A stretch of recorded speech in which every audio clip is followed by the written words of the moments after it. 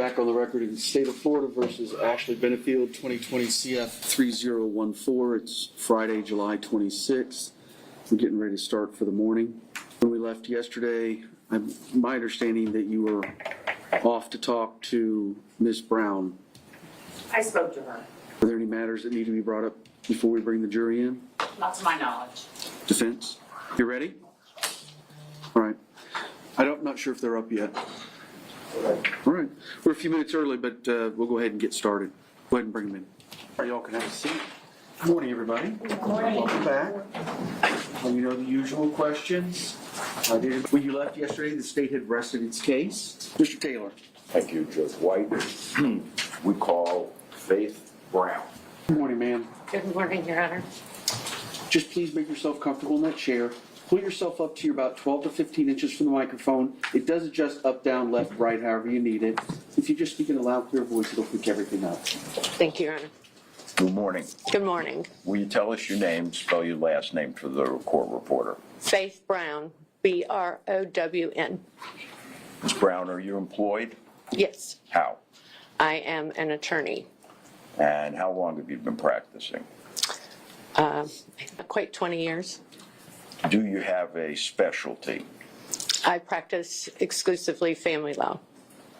And in your practice of family law, is email communications traditionally used on behalf of you and your firm? On a day, yes. Okay. Do email communications, are they employed in correspondence with the various courts that you have matters pending in? Yes. Is the exchange directly with the judge or representative? The representative. And their title is what? Judicial assistant, or JA. Mm-hmm. And these emails, Ms. Brown, are they ordinarily sent and received in the normal course of business for your firm? Yes. And are they kept under your care and custody? Yes. Are the emails preserved at or about the time that they are either received or sent? Yes.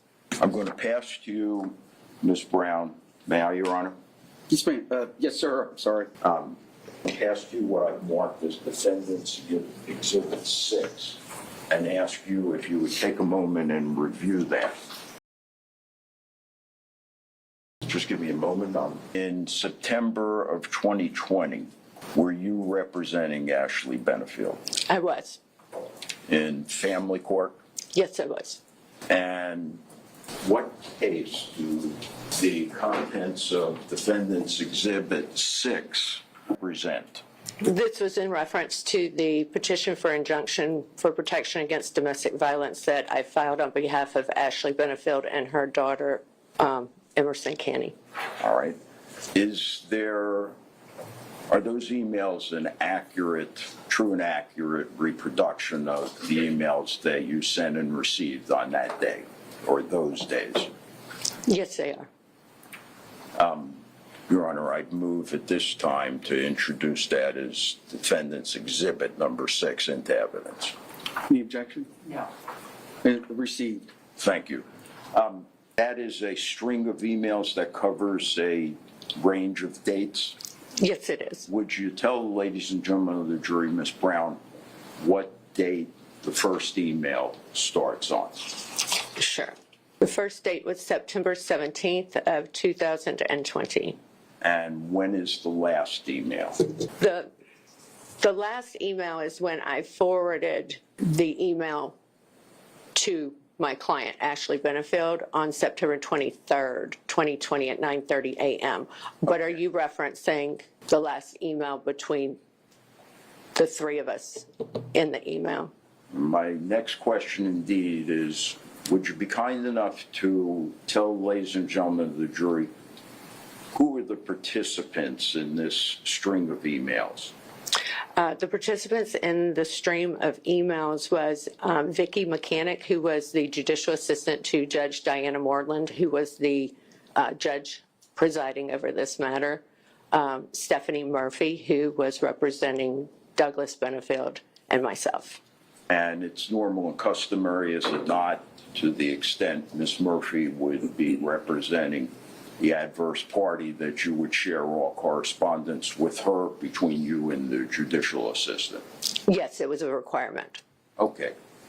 Do you recall, having viewed the email, was there a particular issue in play? Yes. What was it? We were trying to, initially, we were trying to stipulate to the release of Dr. Brad Broder's report. And were you attempting to secure a date to do that? Yes, we were. Well, eventually. Okay, so I have some very specific questions for you. First, would you tell us whether or not, based on that correspondence, Dr. Broder's report was set for release on September 30th, 2020? It was not. In fact, based on those emails between you, Stephanie Murphy, and Judge Moreland's JA, was there even a date that existed at that time for the release of Dr. Broder's report? There was not. If somebody testified that the release of Dr. Broder's report was set for September 30th, would that be accurate? Oh, sustained. Would you take a moment, if you don't mind, and read the emails? Sure. Did you want me to read them out loud or to myself? Yes, read them out loud and start with the string in chronological order. It covers a 6-day period, 17th to the 23rd. The 17th to the 23rd, yes. The first email was on September 17th of 2020. It was a Thursday from Attorney Stephanie Murphy to Family Division 4, which was the judicial assistant's email address. I was CC'd on it, as well as my paralegal's email address, Sarah Hawk at myflfamilies.com, and Dr. Brad Broder. It states, "Good afternoon, Vicki. I hope you are doing well and have had a good week. Please see the attached joint motion for release of psychological evaluation and report and correspondence regarding same with regard to the above referenced case. Thank you, Stephanie." Shortly thereafter, same day, the judicial assistant responded, "Received, thank you. Can one of you kindly prepare a proposed order in case the judge wishes to grant your motion?" About 30 minutes later, Ms. Murphy responded, "Thank you, Vicki. I will work on that right now and send it to Ms. Brown for her approval." The next morning, Friday the 18th at 10:18 a.m., we received a response from the judicial assistant, marked importance high, that stated, "Good morning, Ms. Murphy and Ms. Brown. Per the judge, she will not sign an ex parte order for release of psychological evaluation and report. The judge will allow an expedited hearing on this motion. I have available Wednesday, September 23rd at 9 a.m. for 30 minutes. However, besides both attorneys being present, the judge has stated that Dr. Broder and Manatee Children's Services must be present at the hearing as well." And "must be present at the hearing as well" is underlined. Further, Ms. Murphy, the judge stated that absent showing where the court granted permission for the other motions stated in your September 17th letter to her, the only, and only is underlined, matter being heard on September 30th day is the injunction hearing. And then the next sentence is also underlined. Please advise whether Wednesday, September 23rd will work for all parties. Thank you, Vicki Mechanic, Judicial Assistant to Judge Moreland. A few minutes later, Attorney Murphy responded with an email that said, "Thank you so much for all of this information, Vicki. I admit that I did not go back to check what is scheduled for that hearing, so please accept my apology. In my mind, these cases have always overlapped so much that I just took it for granted that the upcoming hearing is just the DVI. I am available for that hearing. I will contact Dr. Broder, and we are trying to track down the correct attorney who represents Manatee County. Sarah Hawk, it appears, represents Sarasota only." The next email was actually from my assistant at the admin email address, because she handles my calendar, September 18th at 10:58 a.m., where she stated, Ms. Brown is available at 9 a.m. However, she has mediation starting at 9:30. The next email was about 2 minutes later from the JA stating, if this goes forward on the 23rd, it shall be via Zoom. And at 2:09 p.m., Attorney Murphy emailed, good afternoon, Vicki. Ms. Brown and I are both available next Wednesday at 9 a.m. on Zoom. Dr. Broder is not available as he is out of town on an anniversary vacation with his wife. I have calls into 3 different people with Manatee Children's Legal Services, including the DCF regional headquarters, to find out who needs to be included from the organization in the hearing. We have been directed and redirected to the wrong people several times. Can we go ahead and set the hearing? The next email was about 15 minutes later from the JA stating, good afternoon. No, per my email to you both this morning, the judge stated that Dr. Broder must be present at the hearing. Vicki. So that was Friday the 18th. The next email was Tuesday, September 22nd at 2:20 from Stephanie Murphy, where she wrote, good afternoon, Vicki. Dr. Broder never got back to me regarding whether he could appear at the hearing even by audio only while he is on vacation. So I wanted to let you know that per your prior emails, we cannot have the hearing tomorrow morning. When Dr. Broder did speak with Attorney Faith Brown on Friday, he told her that he would be returning Wednesday night.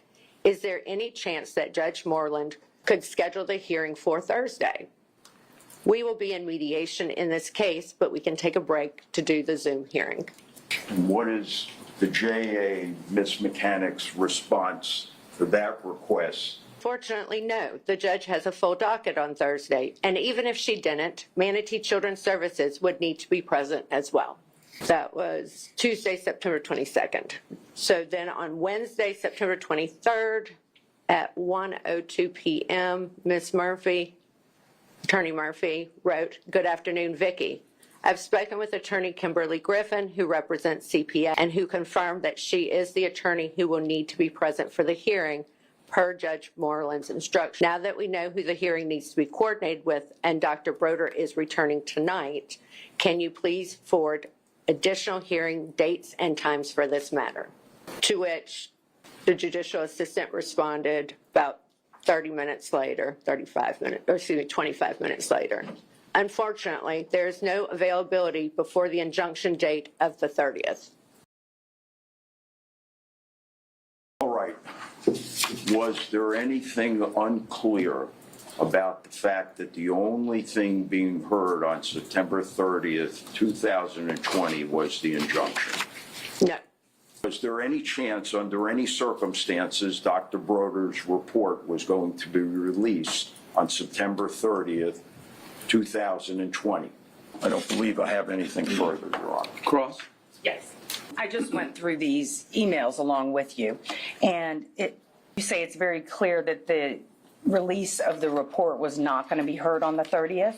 In reading this, it's hard to get that because the last email says, unfortunately, there's no availability before the injunction date of the 30th. But that still means if the attorney got the doctor and the appropriate people present, that it maybe could be heard on that date, correct? No. Okay, so it was your understanding it was not going to happen? Correct. All right. What was your understanding of what was going to happen on that date, on the 30th? The injunction for protection against domestic violence hearing was going to be held that afternoon. Okay, so you were going to call witnesses, you were prepared to call witnesses? Yes. Okay, and have a full hearing on Ashley Benefield's motion to get an injunction against Doug Banifield. What? I'll overrule. I didn't. I'm sorry, can you repeat the question? So the hearing on 9:30 was, in your opinion, only to hear the motion to get an injunction that was filed by Ashley Benefield against Doug Banifield, and that was the only thing to be heard on that day? Correct. Okay. And wasn't it true that previously you had agreed to drop that injunction? It's sustained. No further questions. That's all, just a request to publish the email. Absolutely. By passing? Okay. And can this witness be released? Yes. And can the witness be released? Yes, Judge. Ma'am, you're released from your subpoena. You're free to go. Thank you, Your Honor. Thank you. No, Oh, so sorry. Thank you.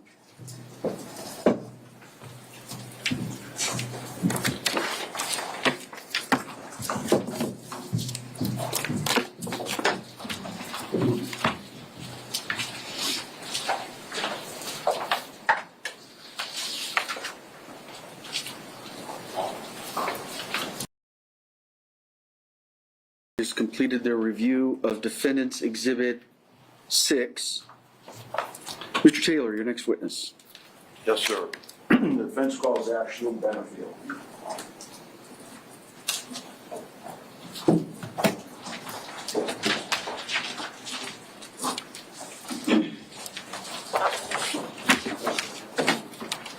You solemnly swear or affirm that the testimony you're about to give will be the truth, the whole truth, and nothing but the truth.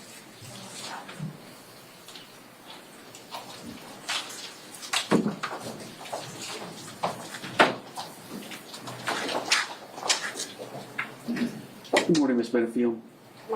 As you've heard me tell other witnesses, just make yourself comfortable in that chair. Get about 12 to 15 inches from the microphone. It does adjust up, down, left to right.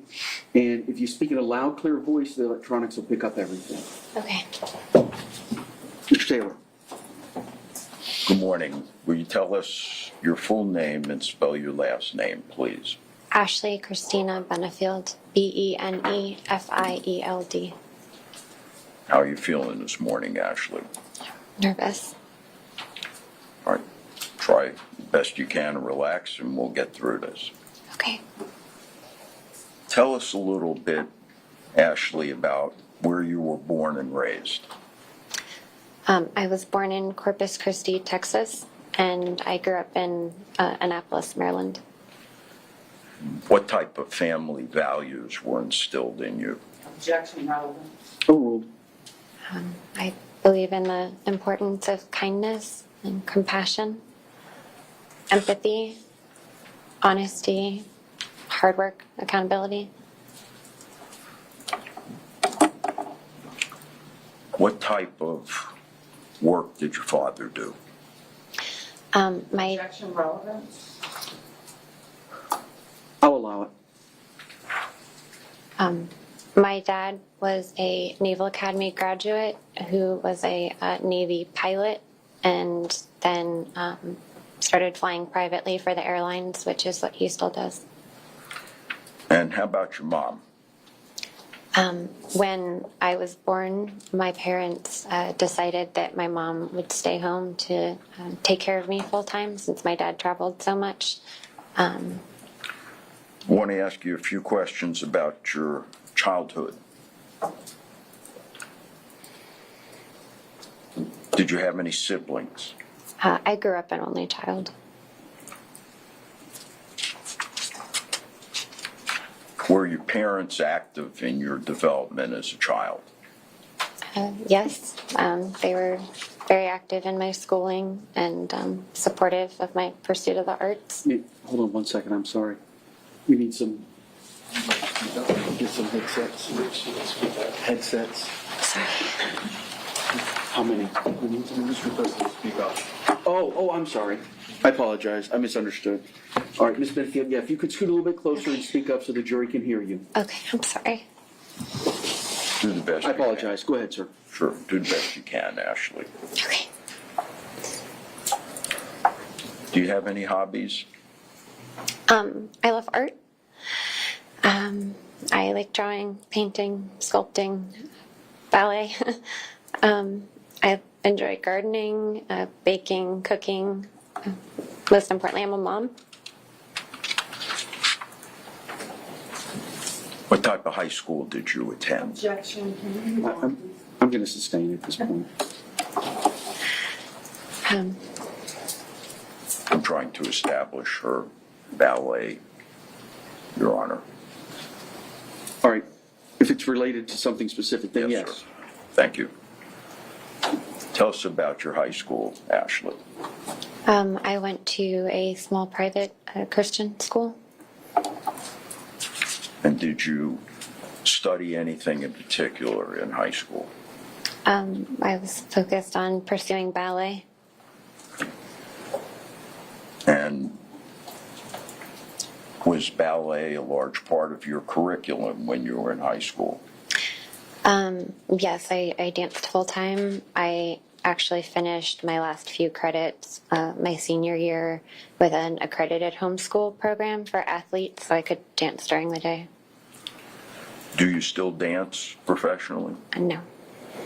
Why not? I retired after I tore my hamstring. I want to ask you about Doug. When did the two of you meet? We met August 25th of 2016. And tell us what your impression of him was when you met. He was very confident in who he was, passionate about what he was doing for work. He was fascinating to talk to. What was it, if you recall in particular, that attracted you to him, Ashley? He was funny, very smart, charming. We just instantly clicked. Was Doug in the military? Yes, just like my dad, he was in naval aviation. Did he turn out to be who you thought he was? No, not at all. I want to direct your attention, Ashley, now, if I can, to the day of the homicide, September 27, 2020. Okay. Specifically late in the afternoon. Would you tell us why Doug was at your home? He came over to help load some of the larger items that my mom and I had kind of pre-staged in the garage into the U-Haul truck. And were there any discussions between the two of you about the order that these things should be placed in the back of the truck? Yes, we had discussed that my things would be going in last, right at the front, so they would be easy to get out first. At one point, he had me help him load one of the larger pieces into the back of the U-Haul truck. And when I was up in the truck with him, I realized that everything had been all like mixed together and it was no longer separated. And I pointed that out to him, and he got really offended and upset. He said, "It shouldn't be your stuff, my stuff, your house, my house." Was there a particular demand he made at that time? He said I needed to start acting like a wife. Tell us at that point how you chose to deal with him. I tried to change the subject. I could see how upset he was getting. So I wanted to kind of alleviate that. And how was Doug reacting to your efforts to do that? He was getting more upset and aggressive and threatening. Do you attempt to avoid confrontation with him? Yes. What do? I was trying to get him to leave. I kept suggesting that maybe we should be done, saying I was tired. We should just wrap it up for the day. And what was Doug's reaction to that effort? He heard me, but he completely disregarded what I was saying.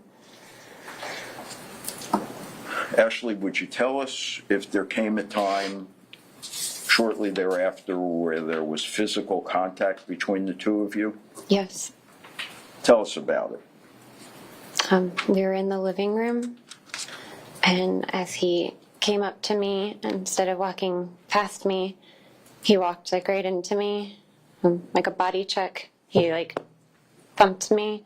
His shoulder to your shoulder? Yes. And describe for us, if you can, the force of the bump. It caught me off guard. I almost fell. I like stumbled. How was he acting at that point? He was clearly hostile. He was mumbling under his breath and was glaring at me. What was your concern? I could see that it was escalating, and I didn't want him to blow up at me. Was there a second instance of physical contact? Yes. Tell us about that, please. We were in the garage, and it was very much like the living room. I had just suggested strongly that I wanted to be done for the day, and he, as he came up to me, he walked right into me. Again, body checked me. Finally, was there a third instance of contact? Yes. What happened?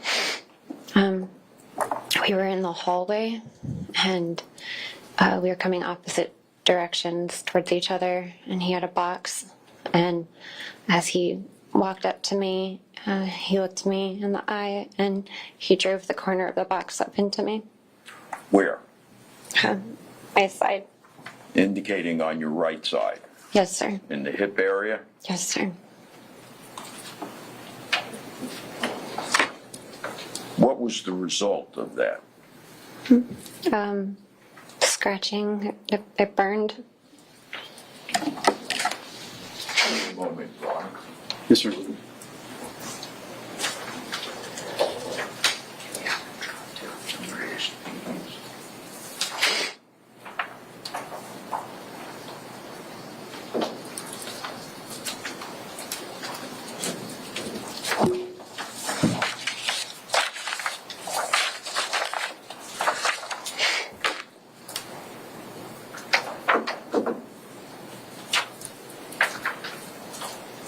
Ashley, I'm going to hand you what's been marked as defense exhibit numbers 8, 9, and 10.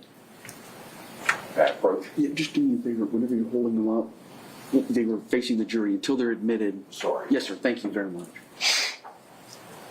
8, 9, and 10? Yes, sir.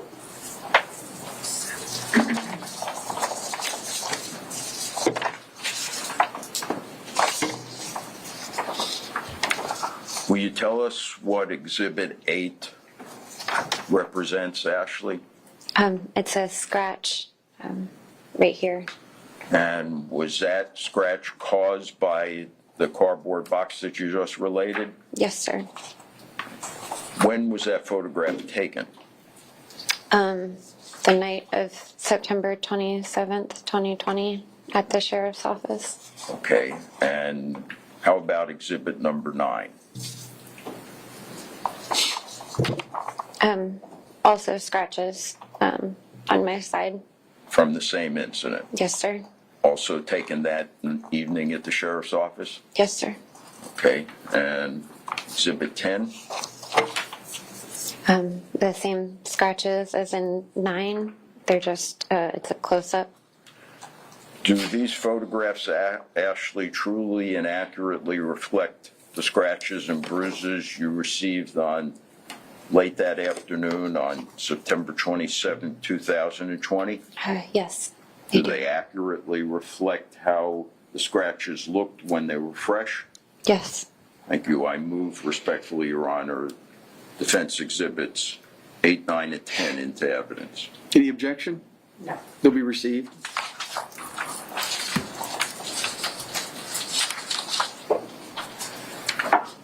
What was your response, Ashley, after being struck by the cardboard box?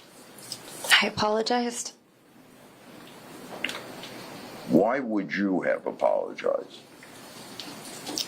Because I could see how upset he was, and I didn't want him to get more mad at me. Where does Doug go after that incident? He continued to the garage with the box. And what happens at that point?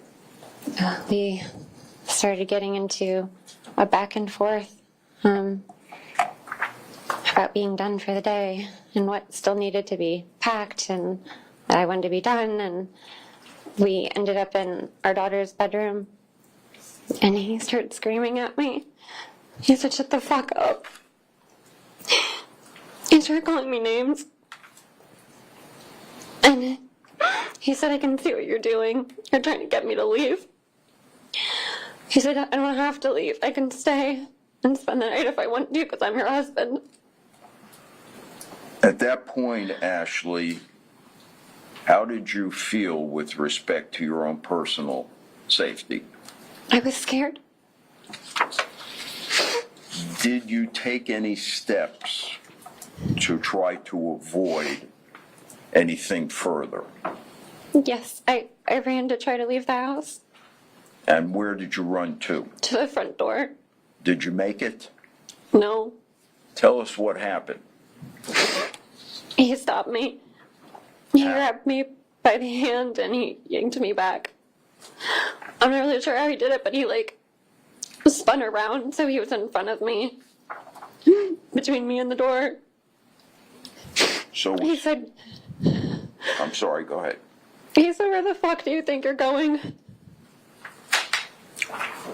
What was your response? Do you specifically recall?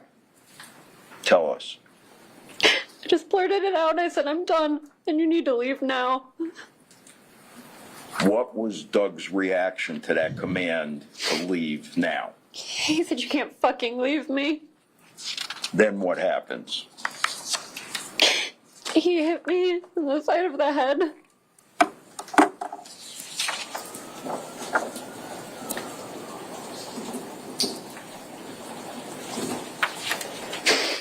Ashley, I'm going to ask you what's been marked as Defendant's Exhibit Number 7.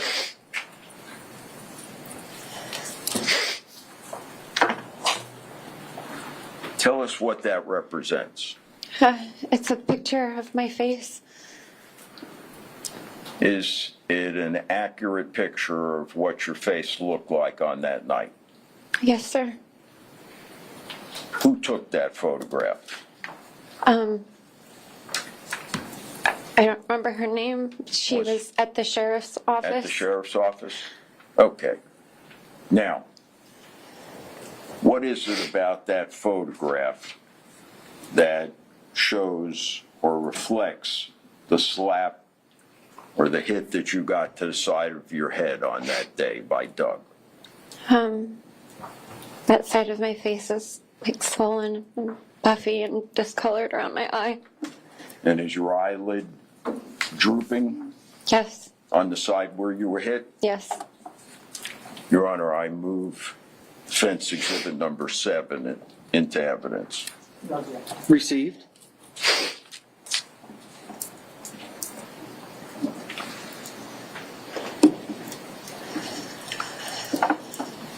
What was different at that moment, Ashley, than at any time in your prior relationship with Doug? He had never actually hit me before. What did you do? I ran Where? to my room Why? because I was scared.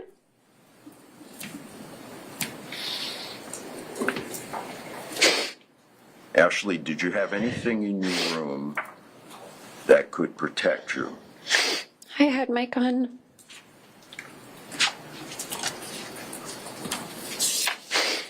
Did you grab the gun? Yes.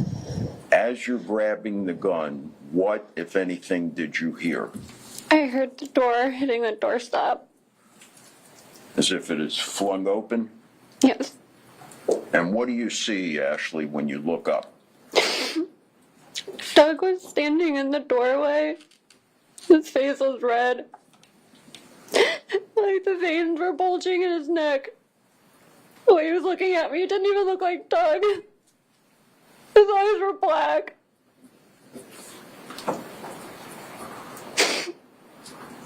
Does he yell anything at you? He said, "You're fucking done." And what does he do at that point? I held the gun in front of me and I said, "Stop." And he turned and he got into this it was a fighting stance. I got low and he started moving his arms and his hands around He was making these like jerking motions. What were you expecting when you were holding the gun out in front of you and you told him to stop? I thought when he saw it, he would leave. Did he? No. At that point, Ashley, what are you thinking? I thought he was going to kill me.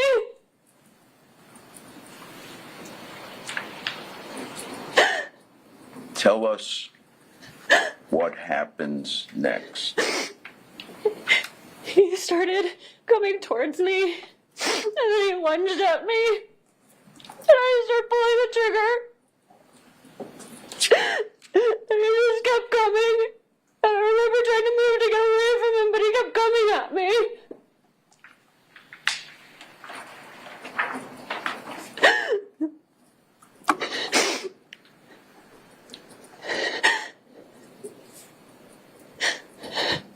Ashley, would you tell us why, if you're holding a loaded firearm, you were attempting to move away? I was trying to get away from him. I was terrified.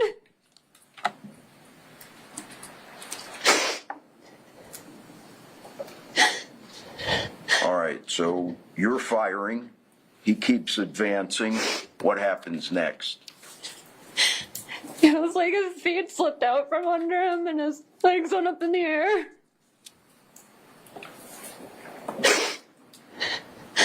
When Doug hits the floor, what's your immediate reaction? I ran to get help.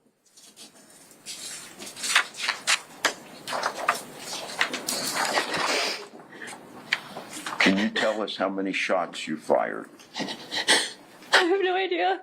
I was in a panic. Do you remember anything about the shooting beyond what you've told us here? It was a blur. Where did you run for help, Ashley? To my neighbor's house. What's your neighbor's name? John Sant.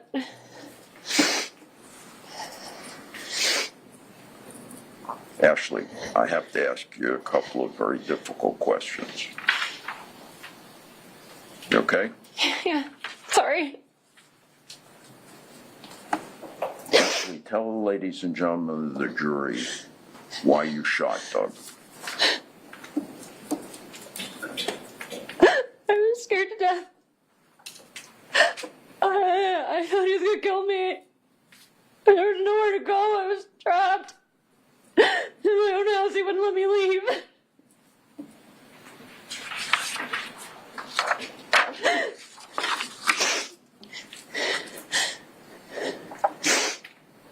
As you sit here today, Ashley, how do you feel about what happened? Horrible. He's the father of my child. So I'm going to have to explain it all to her. Judge, I wonder, could we have a minute, maybe a brief recess, like have her compose herself? All right. Members of the jury, if you could step out for a couple of minutes, we'll bring you right back. Just leave your notes where they are. You put them face down. Please don't begin your deliberations. You can use your phones, but don't talk with anybody outside the jury about the case. Don't do any research on the people, places, things, or legal topics we're going to talk anything about. Thank you.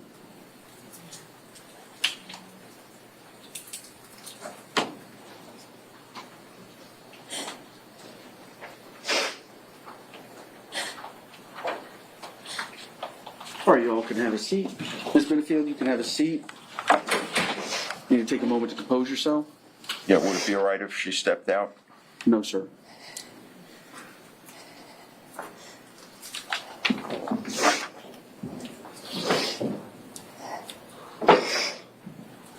May I approach her? With no conversation? As long as you don't say anything. Yeah. Not say a word. Yes.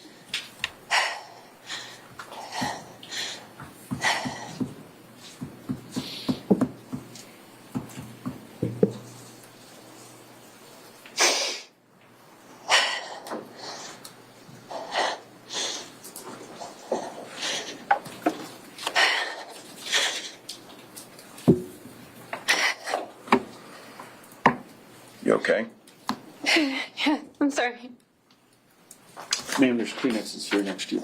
Those. Okay, thank you.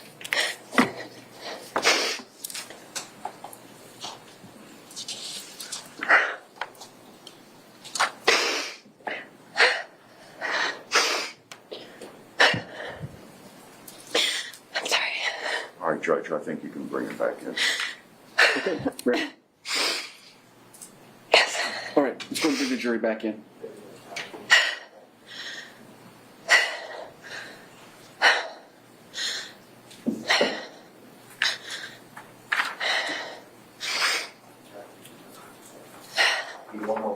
Yes, sir. They might have stepped into the facility, so we'll wait a minute.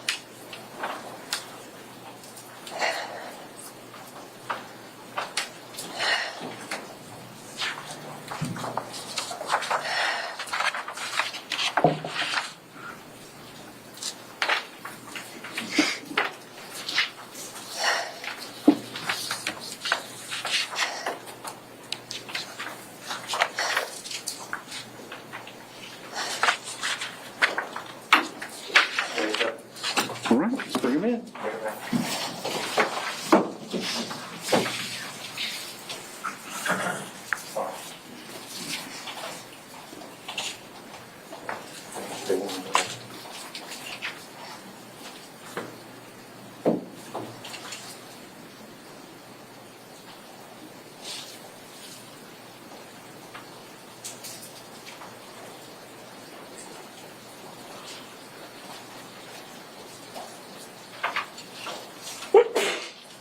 Bless you.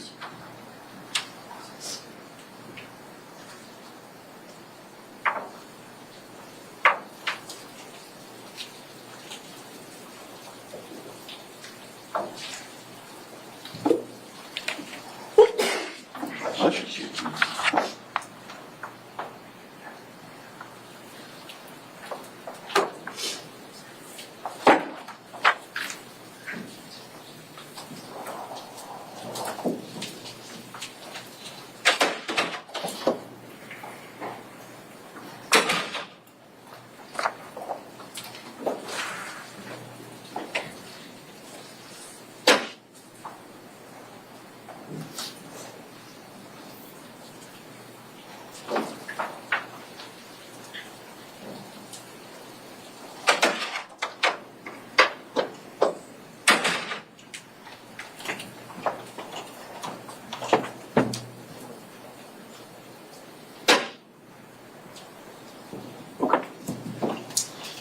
All right, it'll be a couple of more minutes till the jurors are finished with their break. Let's 9:56. Let's say at 10:05 we'll reconvene. Ms. Benefield, I'm going to allow you to leave the stand. However, You are in the middle of your testimony. You may not communicate with anyone at all during your testimony. Do you understand? So you can step down and use the facilities, that's just fine, but you cannot communicate even with your attorney while you're testifying, all right? Okay, you need to step out, you can do so. So we'll be in recess until about 10:05 or so.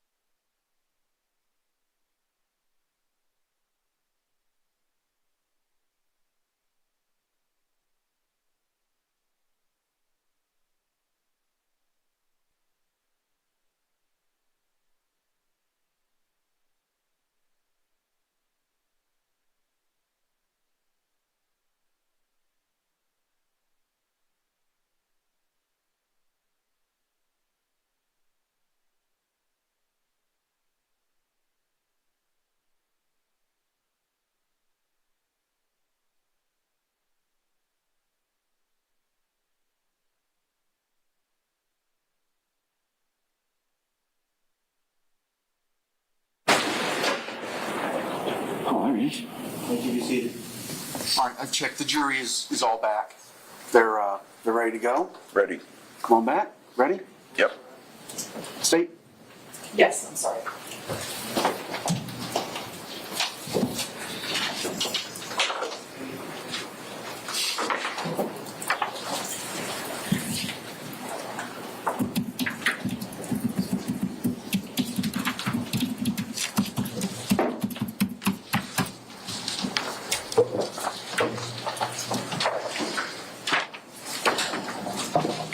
Okay, let's go ahead and bring him in.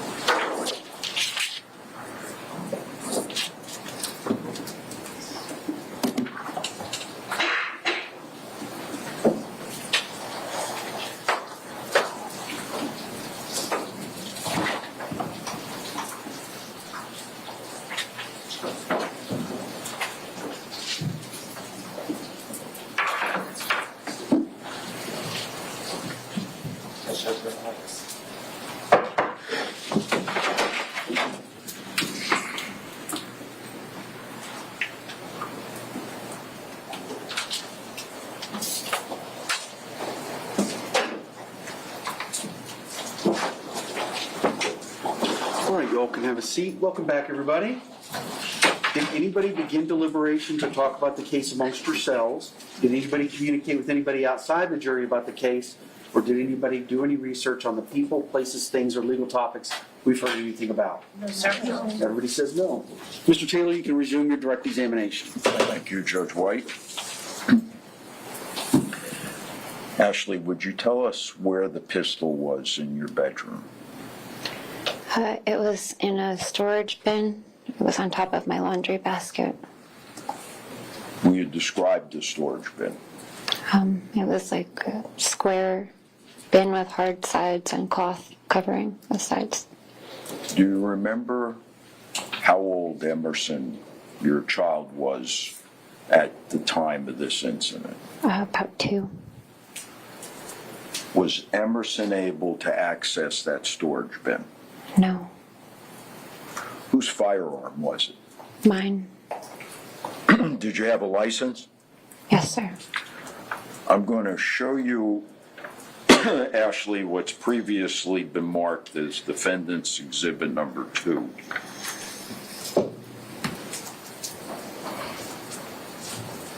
And Your Honor, I'd like to, if I could, put that up on the screen. Could we?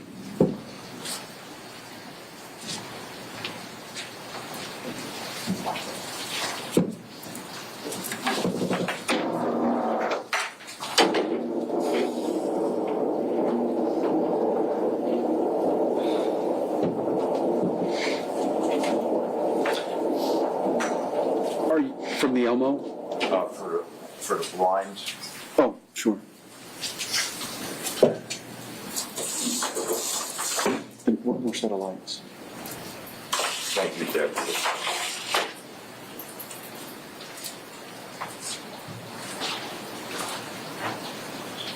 Ashley, take a look at the picture on your concealed firearm license. And in particular, are we able to zoom in on the portrait, the picture? Yeah. Ashley, do your eyelids look the same in that picture? Yes, sir. Do they look different in the picture that we admitted after you were slapped? Yes, sir. Let's put the, you see now, Let's put defendant's exhibit number 7 up on the screen.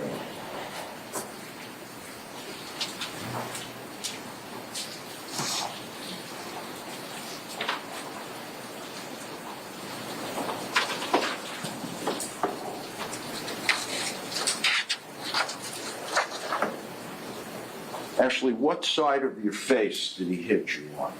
The left side. The left The side. left side. And as we're looking at this picture, it would be to the right?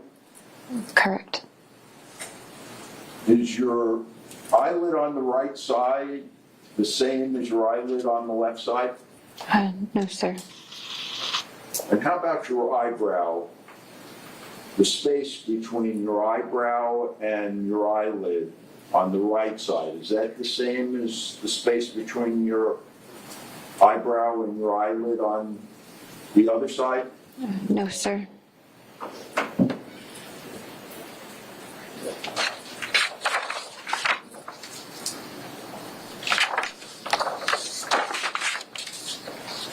All right, thank you, Judge. I think we can lift the blinds.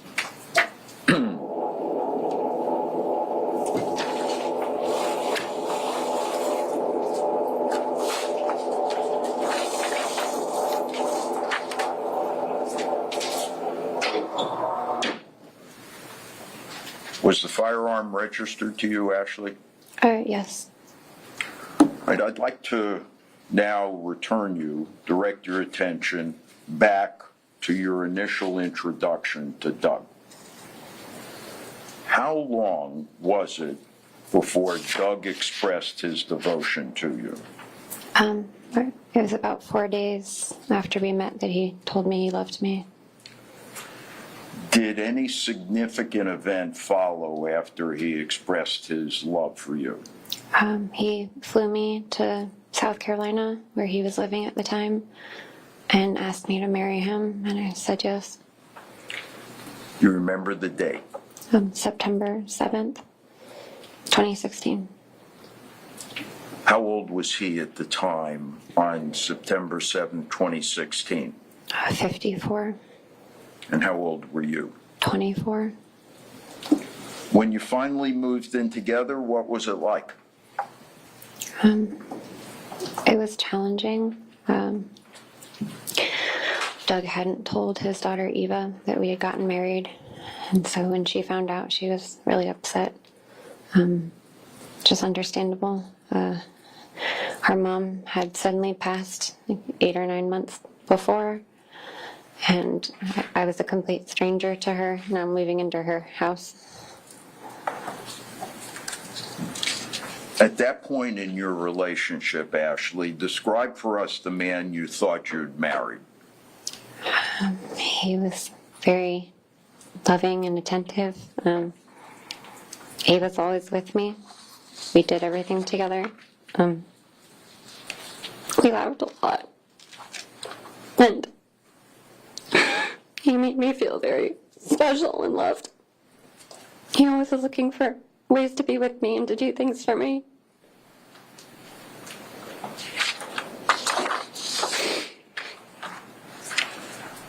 Was there a short time after that you were separated? Yes, sir.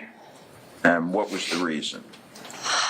Before I had met him, I had planned a trip, and so I went on my trip. It was a cruise with my mom and one of my girlfriends. Were you able to communicate with Doug while you were on the cruise? Yes, sir. How? We mostly messaged each other. I'm going to pass to you what's been marked as defendant's exhibit number 3, I believe, for identification. Yes. Oh, 3, I'm sorry. Okay. Oh, the ones that we, yes, sorry. Yes, sir.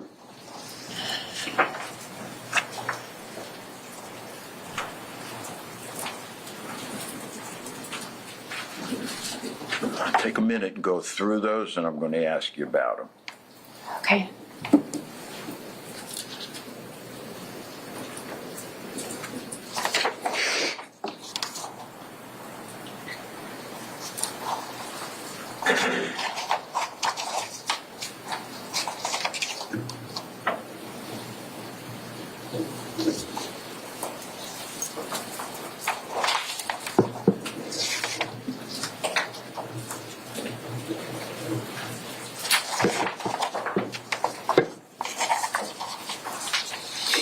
me to read all of them, or?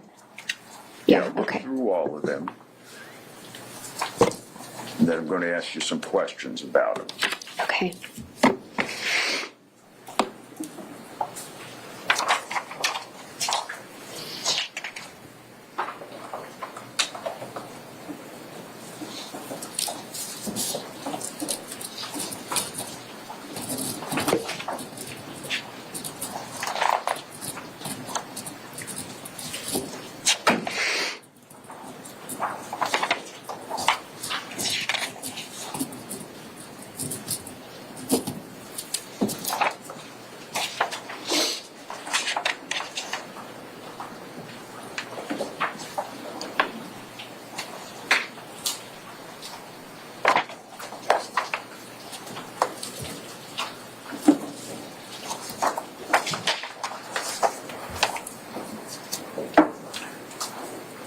Are those text messages actually a true and accurate copy of the messages you received from Doug Banifield while you were on the cruise?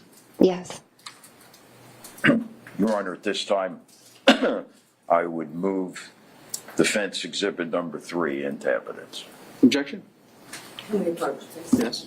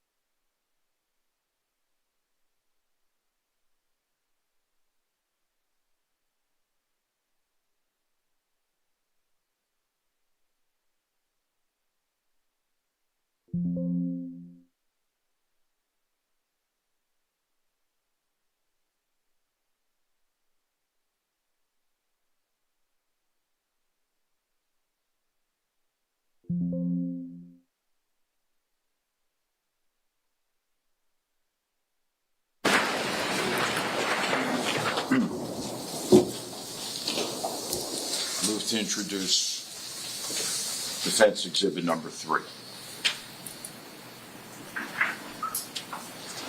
Any additional objections? Oh, I'm sorry, not other than what we discussed. Okay.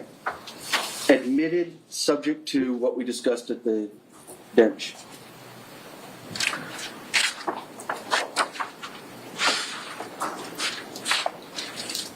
Ashley, in this exhibit number 3, who's represented in blue and who's represented in green? May I take a look again?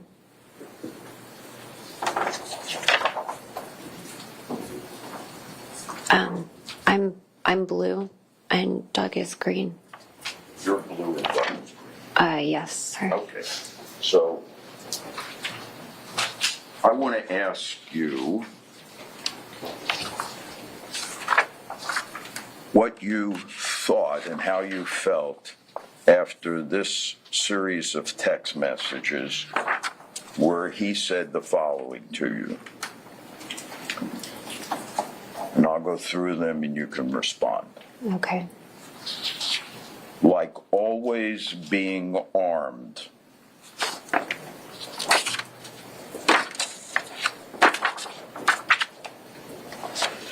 And understanding them and how to conduct warfare in them for the kingdom.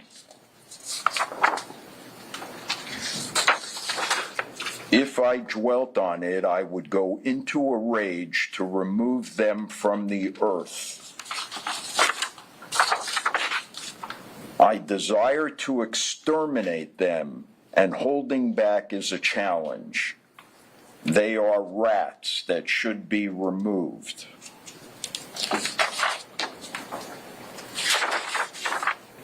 Last night, just the jerks arguing near you about put me in sheer murderous mood, but I was stuck. I couldn't defend you. But could have been a fight, etc. Only you being with me will over time remove the images in my head.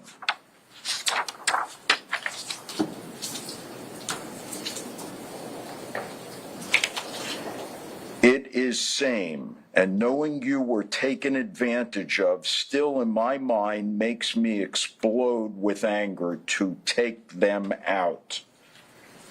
God made you for me.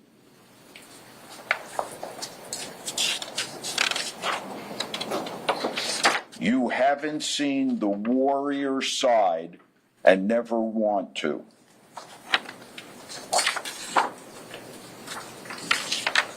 We went from joy and passion to now I'm in a testosterone rage inside. But kill the bad people.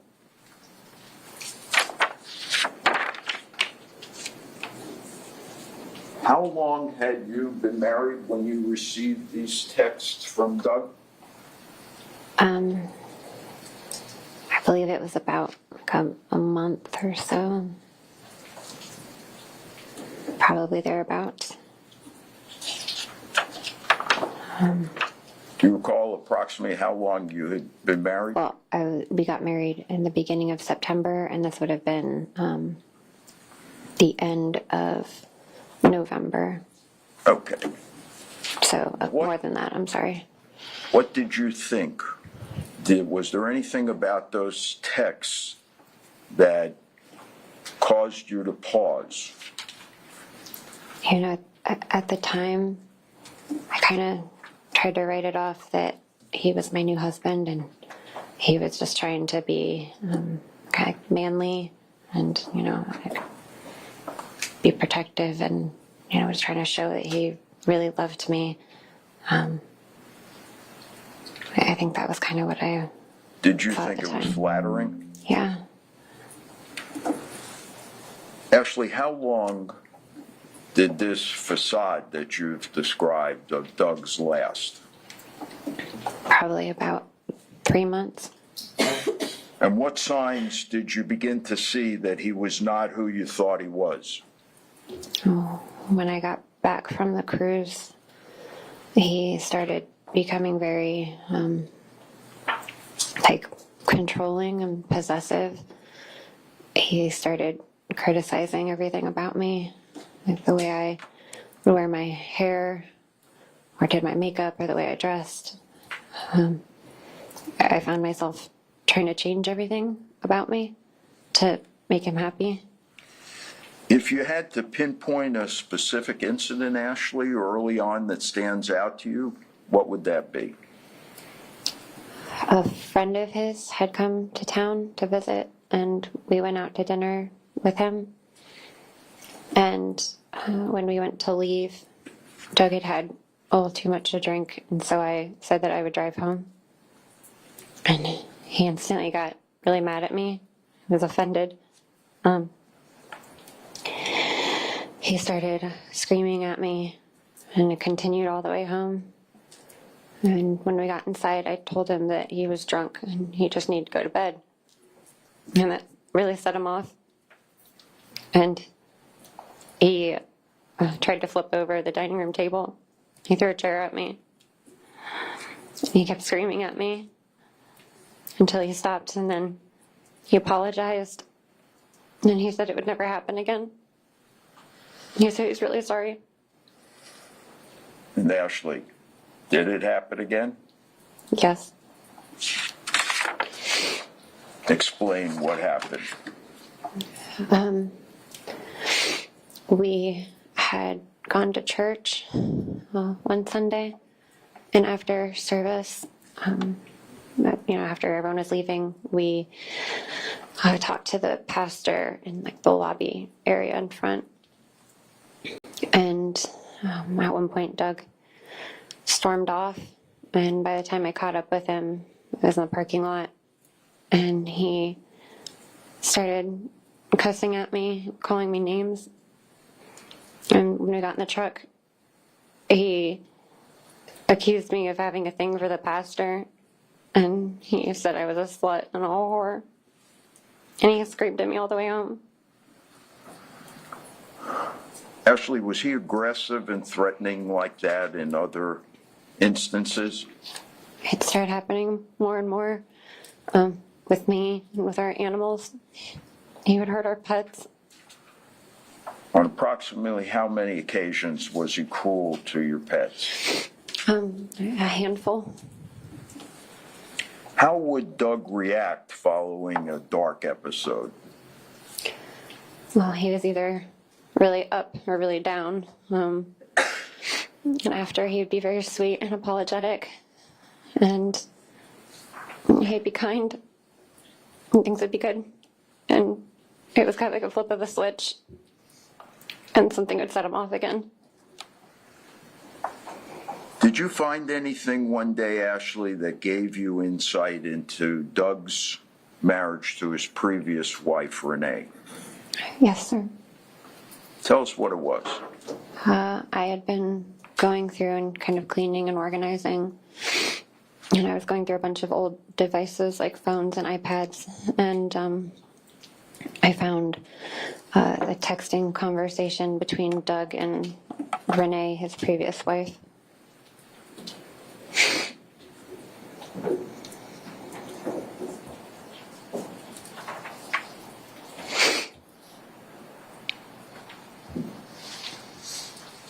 Let me pass to you, Ashley, what we've marked as Defendant's Exhibit number 11.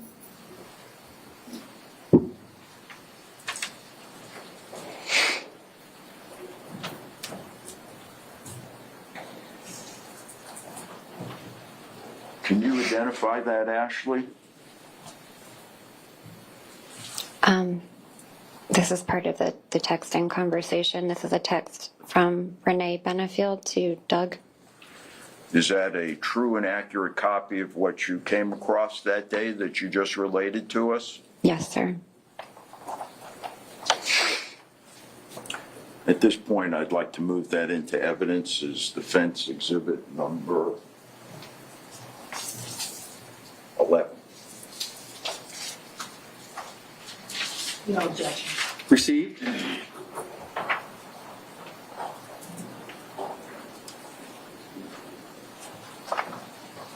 I'm going to read this to you.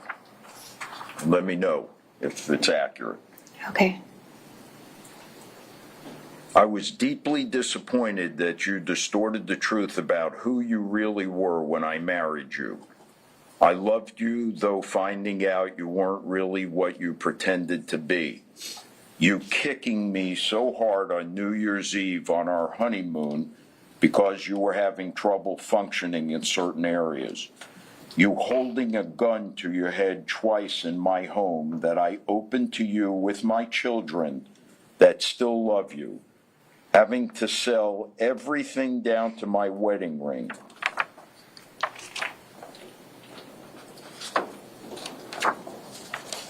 Finding out you were on Viagra, which all of you had to do was tell me, you know I wouldn't care. Trying to film us making love on our honeymoon. Finding out that you wore eye pencil on and on. I loved you so much I didn't care. That's why I was shocked to think you would take pictures of me without asking. Is that accurate?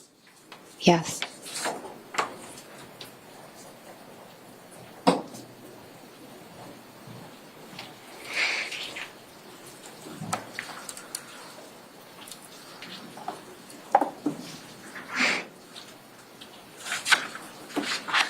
Tell us, Ashley, how Doug would act when he would go off. He would call it a fit of rage. Sometimes it was as simple as him just yelling and screaming at me or cussing at me, calling me names. Other times he would throw things or break things or smash things. He would come at me like he was going to hit me. He told me I was lucky that he punched walls instead of me. Are there any incidences in particular, Ashley, that stand out to you? Yes. Tell us, please. We were having an argument, and he came at me like he was going to hit me. And our dog, Sully, jumped up in between us, and he punched him in the face so hard that he knocked him out. I just remember screaming because I thought he had killed him. Were there other times that Doug hurt the animals? Yes, he had kicked, punched Sully. He threw our cat multiple times. Sometimes he threw Snuffy down the stairs. What kind of impact did this behavior have on you? I was always walking on eggshells, trying to do the right things. Because if I said the wrong thing, he would get mad at me. And so I always tried to do it right. If I wore the wrong thing, he would call me a whore or a slut. I feel like I couldn't do anything right.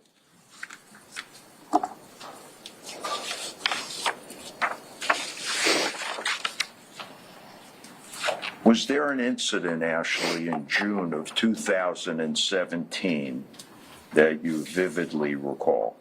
Yes. Please explain it. We were having an argument, and it started getting really out of hand. He pulled a gun out, and he was like waving it around. And then he threw it at me. And it hit the wall behind me, punched a hole in the wall. So I went to run to try to leave. He pulled the gun out and held it to his head. He said that he's gonna blow his fucking brains out, and I was gonna have to watch him. And he pulled the trigger and he shot a hole in the ceiling in the kitchen. Ashley, at that point, what were you thinking about your marriage? He wasn't anything like I thought he was. I feel like I had made a really big mistake marrying him. It was like I was just living in this nightmare. I never knew what I was going to get.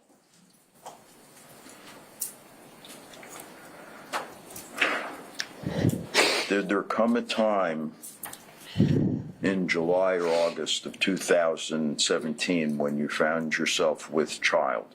Yes. So let's be clear here chronologically. You became pregnant after this incident where you related that he shot the gun in the ceiling of the kitchen? Yes, it would have been like right after that, I guess. Was it planned? No, it was the last thing on my mind at that point. How would you deal with Doug? I tried to do all the right things and keep him happy. Kind of just go with the flow. I didn't want to rock the boat ever. Did you have a difficult pregnancy? Yes, I was really sick. Did you go home from South Carolina to stay with your mom here in Bradenton at the end of August 2017? Yes, sir. Did there come a time when you returned to South Carolina? Yes. Would you tell the ladies and gentlemen of the jury, Ashley, why you returned to South Carolina? I had decided that I was going to leave him, and so I went back to get my things. When he brought me down, I didn't even have like a suitcase or anything, so I went back to get my stuff. And I wrote him a note and left him a letter saying why I was leaving. I'm gonna have an objection. You approach.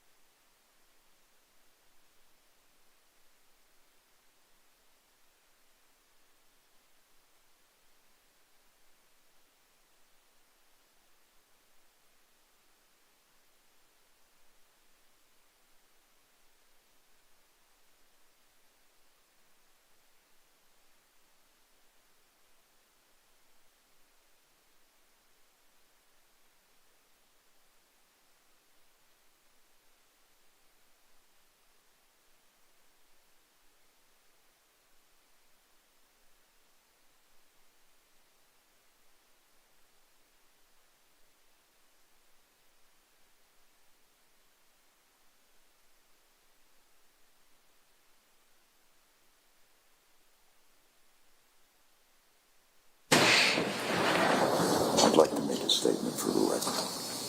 I'd like to make a statement for the record.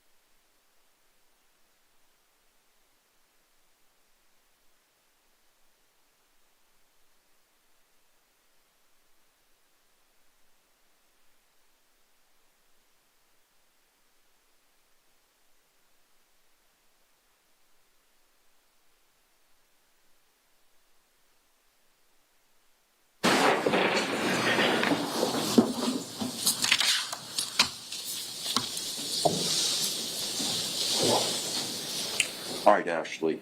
Can you identify what we marked for identification of defendants exhibit Judge, number? I'm going to object. Sustained.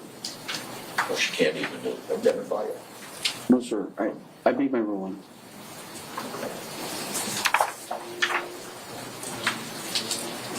You told us you left him a letter? Yes. All right.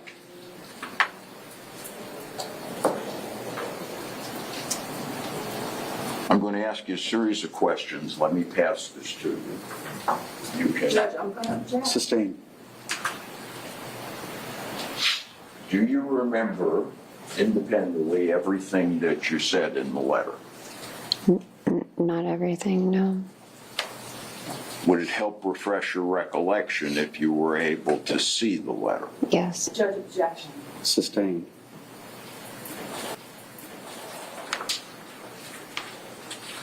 At the time that you wrote the letter, Ashley, were the contents fresh in your mind? At the time, yes. The letter was written in September 2017.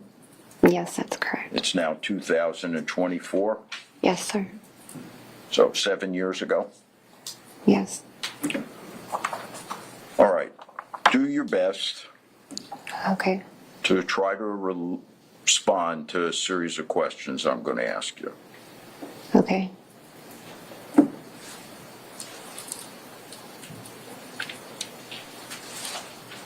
What did you tell Doug Objection, hearsay. Sustained. Sir, can we approach, please?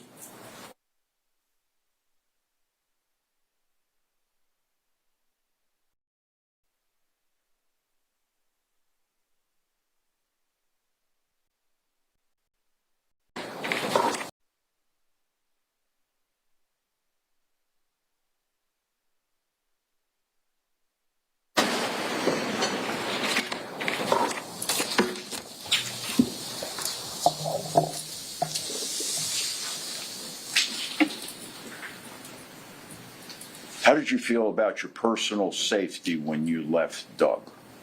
I was scared. What was it that made you uncomfortable? It was a lot of things. It was the things that he'd done, like punching our dog and shooting the gun and different things he would say and do. And were you afraid for just you? I was pregnant at the time. I was scared for the baby.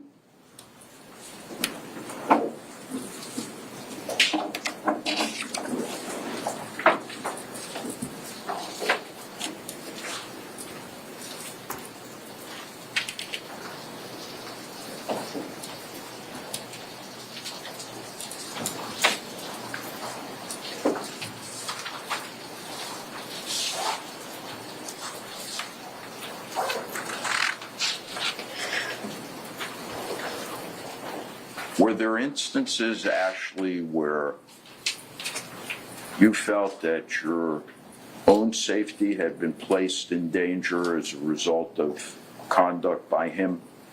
Yes. Can you give us some examples? I guess one thing that comes to mind is sometimes he would drive really scary, yelling and screaming at me and like running up on curbs. One time he almost hit a tree. Did you strike that?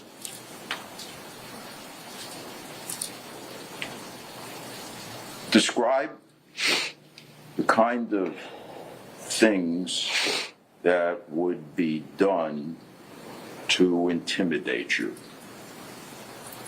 He would get in my face. He'd yell at me. He'd come at me like he was going to hit me.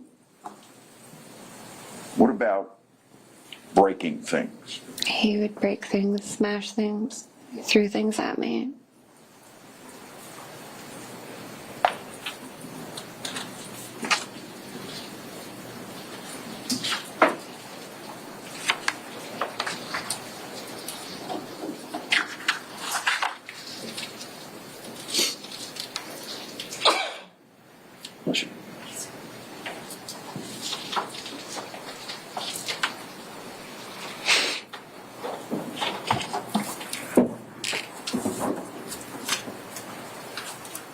how would you describe, if you were using adjectives, his behavior?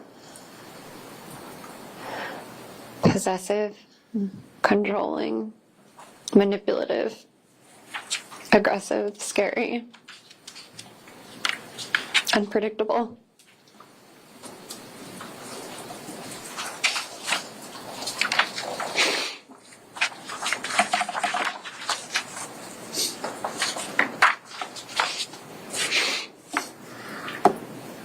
Ashley, did you take any steps in addition to leaving this letter to protect yourself in South Carolina? Yes.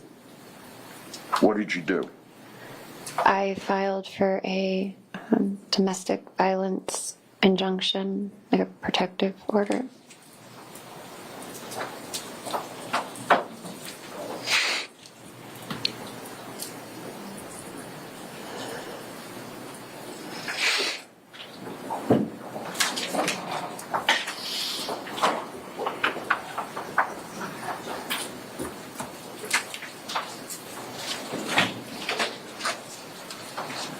Ashley, I'd like to pass to you what we've marked as Defendants Exhibit 13A and 13B and ask you if you can identify them. Okay.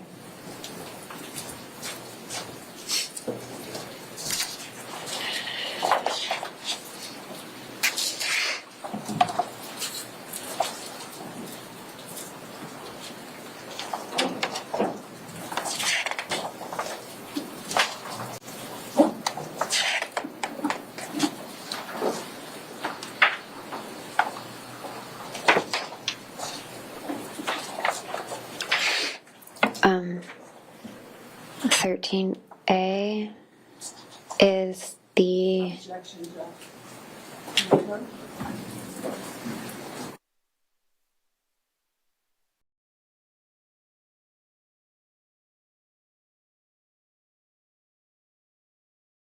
he's Grant the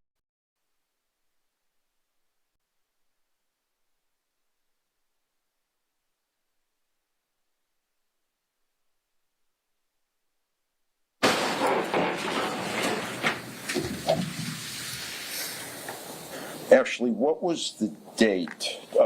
Did the court grant the injunction? Yes, sir. Was there a hearing? Yes, sir. Were you present at the hearing? Yes. Was Doug present at the hearing? Yes. Did the judge rule at the hearing? From the bench, yes. All right. What was the date of the hearing? November 3rd, 2017. I'm sorry? November 3rd, 2017. 2017? Yes.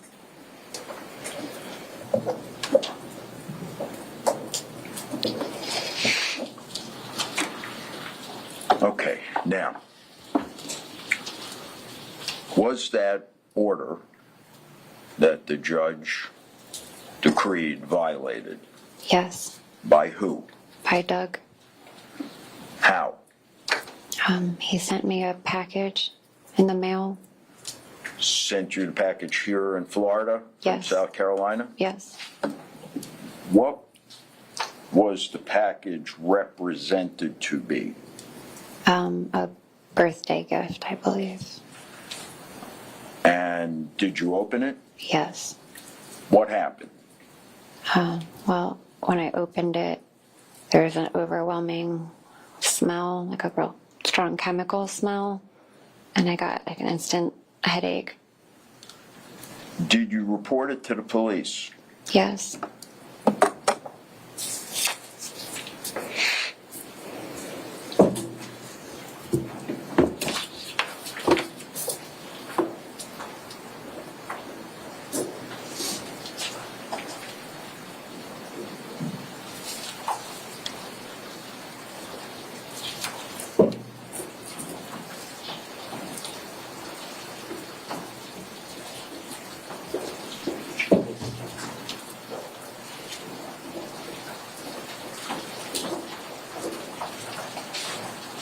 Ashley, I'm going to pass to you what we've marked as Defendants Exhibit number 14 and ask you if you can identify it. Okay.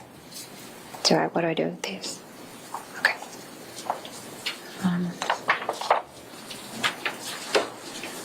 Yes, What is it? it's a picture of the package he sent to me. Is it a true and accurate picture of the package that you received on that day in November? The outside of it, yes. All right, Your Honor, on behalf of Ms. Benefield, we move that into evidence. No objection. Received. Defendant's Exhibit 14.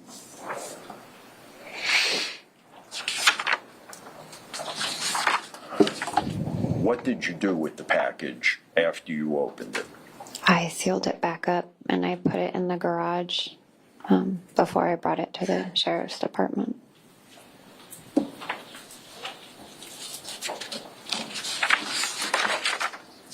Now, you told us when you received the package, aside from the contents giving you a headache, that it was in violation of the South Carolina restraining order. Yes. Did you, when you contacted the police, request that they take some action? Yes. What was the result? No charges.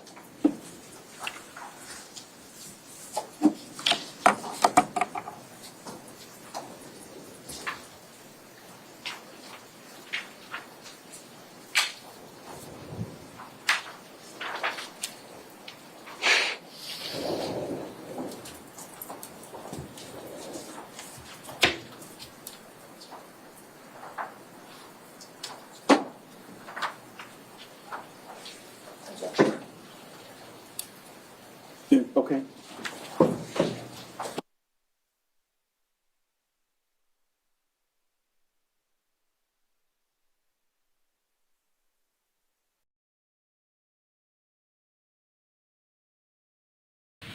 By the state.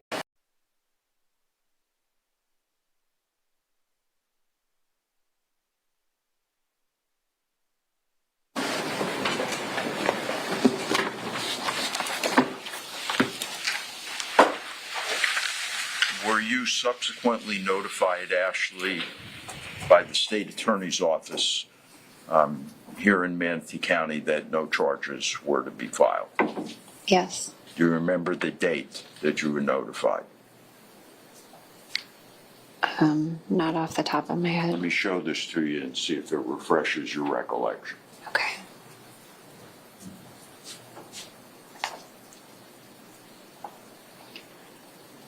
At the top, it says October 8th, 2018.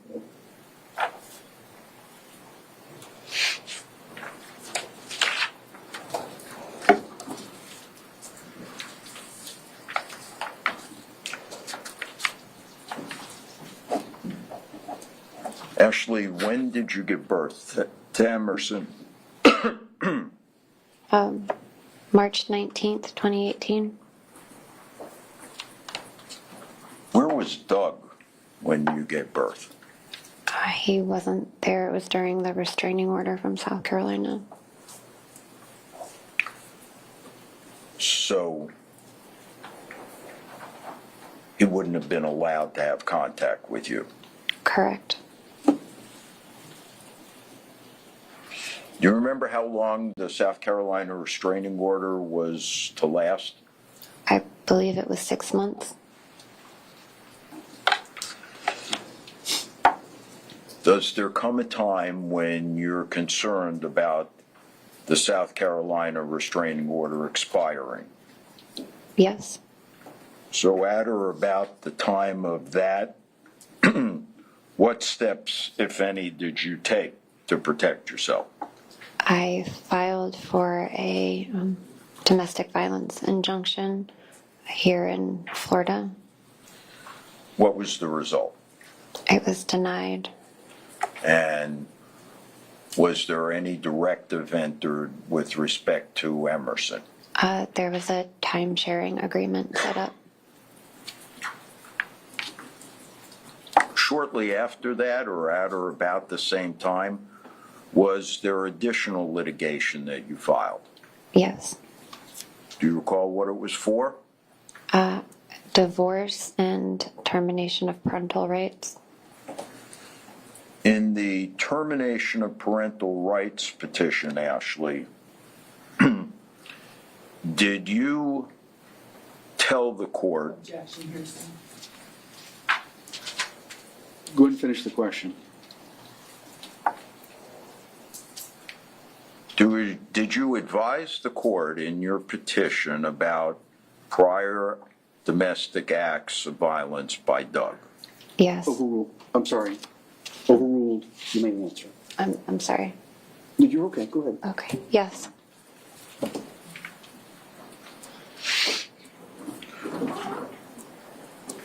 Do you remember, or can you tell us today what you told the court? I mean, not all off the top of my head. Overruled. You can answer. I wouldn't be able to tell it all to you off the top of my head from memory now. Okay, let's see if I can refresh your recollection.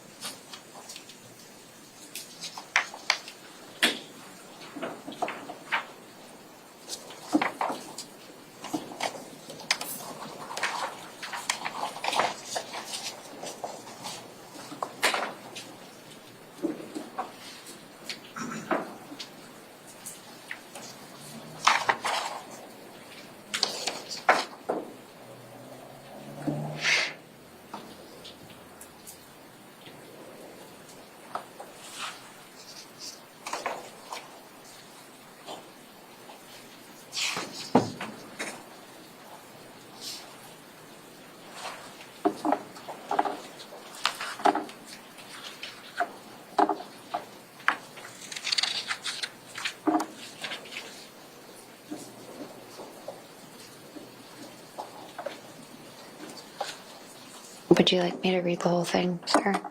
I'm sorry? Do you want me to read the whole thing? No. Okay. I would just like to ask you, has your recollection been refreshed? I'm just getting to that part now. Okay, then without referring to what's in front of you, tell us. Well, can I finish reading this section? Remove the document Yeah, from. you need to remove the document if the memory's been refreshed. I just said I didn't finish reading that part. So he needs to finish reading. I'm sorry, take your time to finish reading. Okay.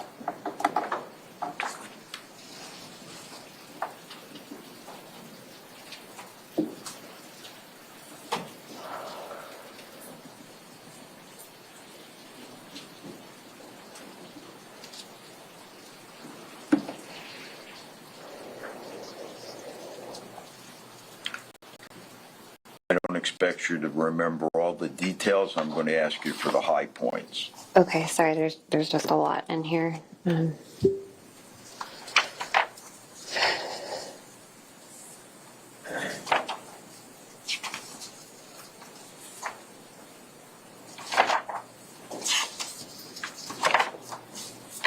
Okay.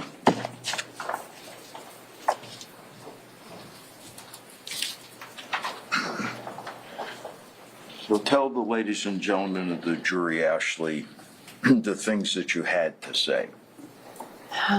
I talked about him punching Sully and kicking him, throwing our cat Snuffy, about him trapping me, grabbing me, yanking me, tripping me, shooting the gun in the house, punching holes in the walls. He trapped me in the closet, smash things like that.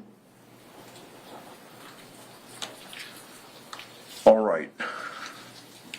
As part of the domestic violence injunction that you filed here in Florida, that was before Judge Moreland, was a deposition taken of Doug. Yes. Were you present? Yes, by phone. Who else was present at the deposition? My attorney, as well as Stephanie Murphy, Doug's attorney, and a court reporter. Was the judge present at the deposition? No.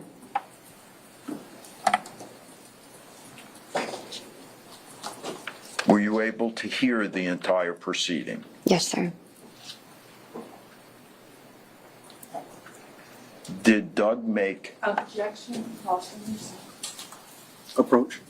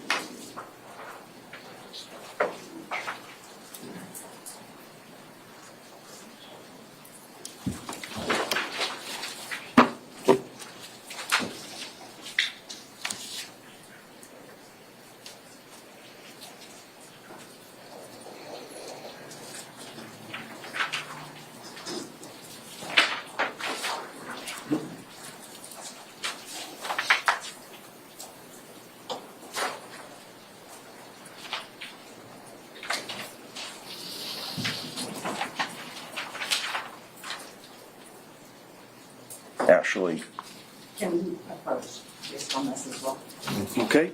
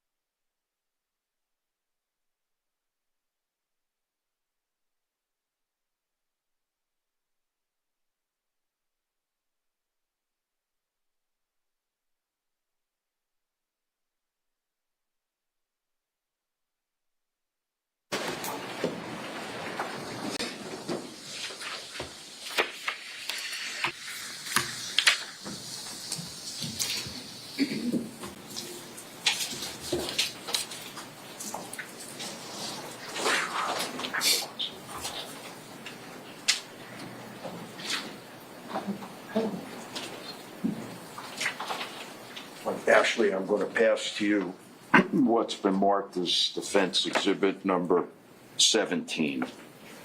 Okay. And ask you if you can identify it.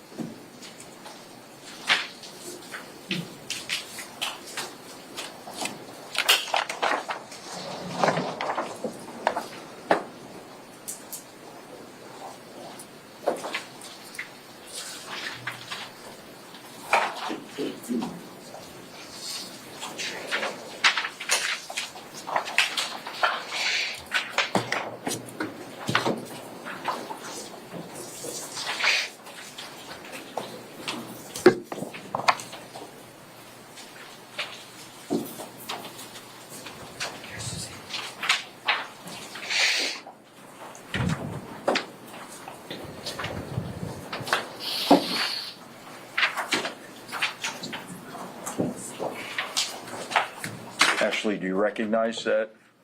Yes, sir. Tell us what it is. They're text messages between me and Doug.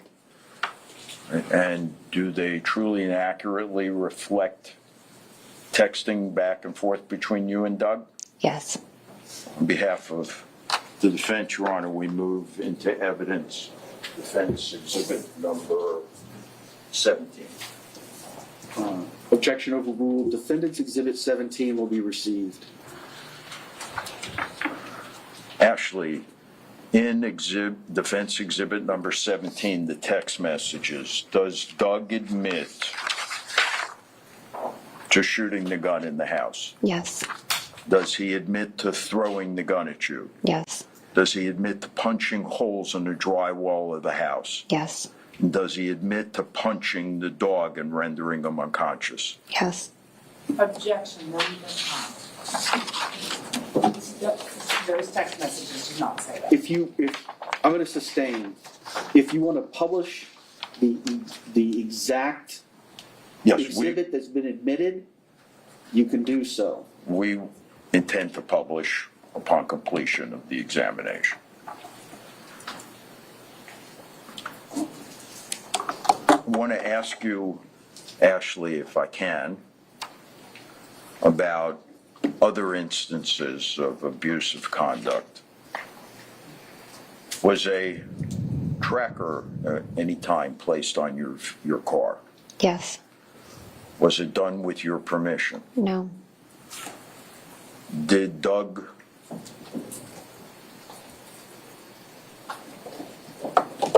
no, hold on.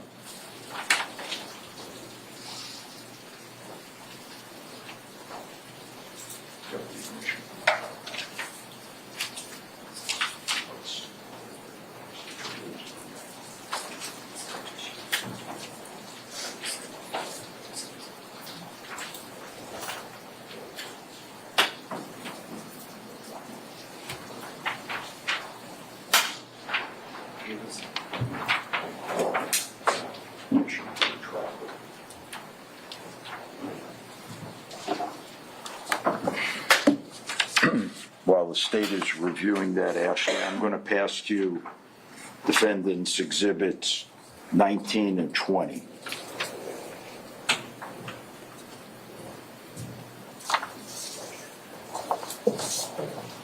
Tell us, if you would, what they depict.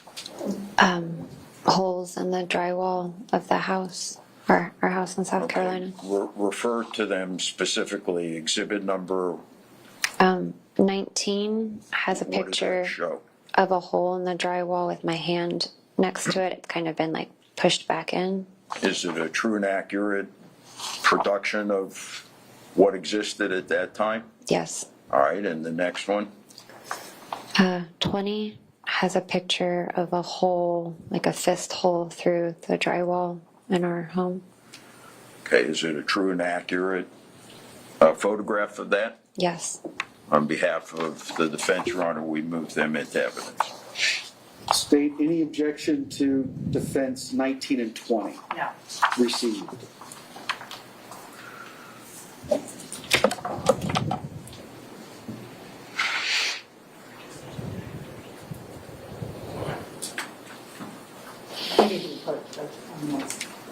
All right.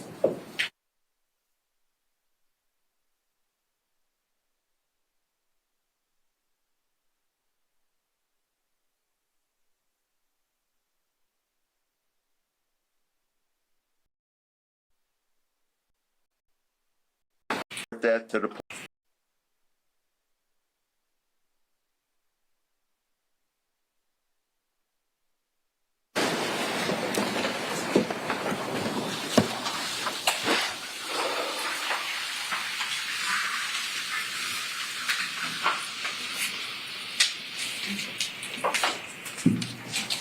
Ashley, did Doug admit to placing an illegal tracker on your vehicle?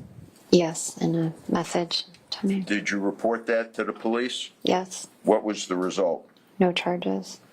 Were there incidents, Ashley, where Doug would appear unexpectedly? Yes, a lot.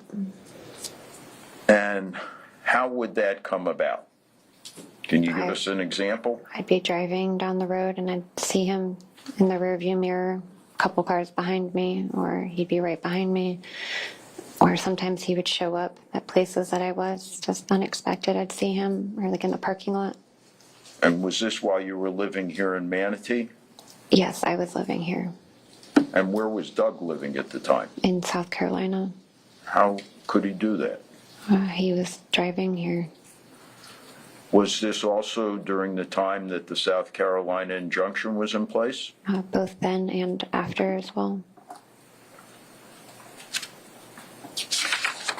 Did you report those incidents to the police? Yes, What was the result? no charges. Was there an incident with a neighbor, Ashley? Yes. What happened?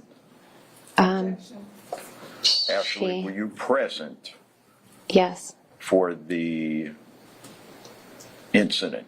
yes, he was outside in the yard at night looking in the windows of my house.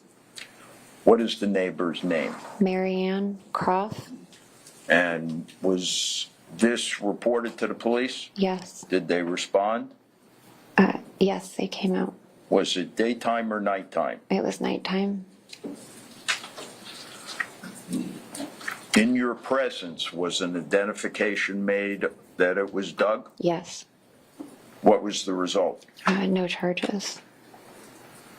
Was there an incident, Ashley, where you and your mother came home to find someone in the driveway of your home? Yes. Who was it? It was Doug. What did he do when he saw you? He was on foot in front of the house, and when he saw us, he took off running.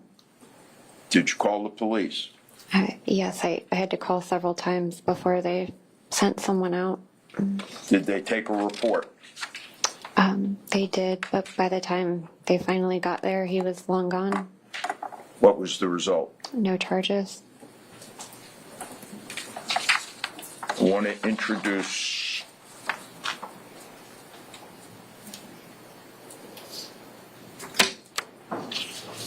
what we've marked as Defendants Exhibit 23 and 24. Can you identify that? Yes. What does 23 show? 23 is a picture of Doug with his shirt off. He's like taking a selfie. And is that how Doug looked at or about the time of the shooting on the 27th? Yes. All right, and what does the next exhibit show? It's also a picture of Doug with his shirt off. He's working out. He's like doing like a push-up, I guess. Does that too accurately represent what Doug looked like on the day of the homicide? Yes. Your Honor, on behalf of the defense, we move those two exhibits into evidence. Any objection? No. Received.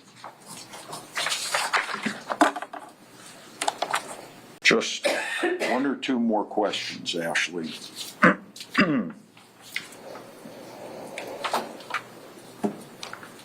Was there a time back around May of 2020 where you wanted to learn about co-parenting with an abuser? Yes. Objection. Previous ruling. Sustained. To the question, Your Honor, or to the line of inquiry? To the question. Okay. Did you take any steps, Ashley, to try to determine how to co-parent? Yes. All right, and what was that? I did some Googling and reading to try to find helpful articles on what to do to make things I'm going good. to pass to you what we've had marked as Defense Composite Exhibit 4, A, B, C, and D.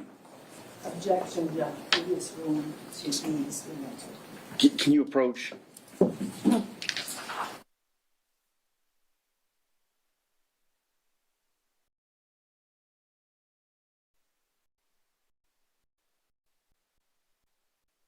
Authenticity.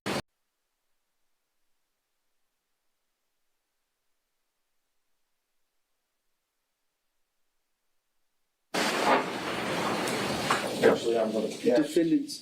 Oh, go ahead. It's got to be. Thank you. I'll pass you Defendant's Exhibit number 4. No, I already ruled on authenticity in the past. So, over the state's objection, admitted. Thank you. Take a look at Exhibit 4A, Ashley. What's the date? 5/11/2020. And did you do an internet search on 5/11/23? 2020, yes. 2020, rather? Yes. And will you tell us what the subject you researched was? Domestic co-parenting with an abuser. All right, and would you go to Exhibit 4B? What's the date of 4B? 5/11/2020. Did you do an internet search then? Yes. What was the subject you researched? Ask Amanda. How do I co-parent with an abuser? All right, and 4C?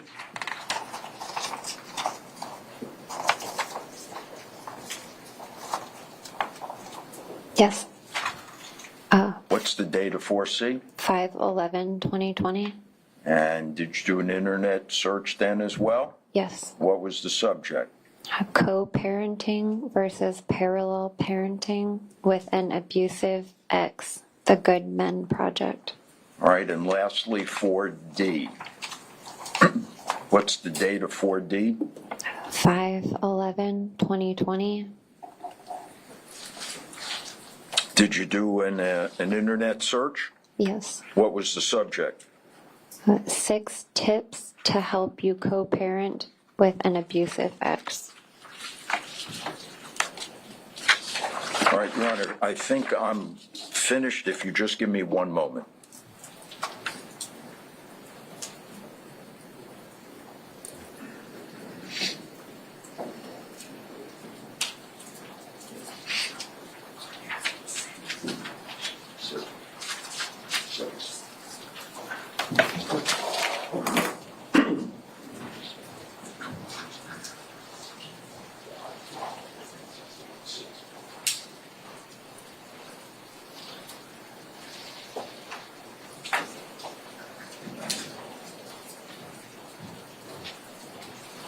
Actually, I'm going to pass you what's been previously admitted as Defense Exhibit number 6.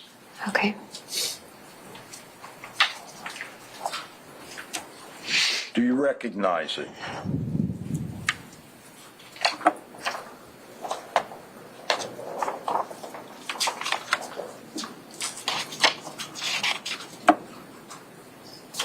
Yes. What is it?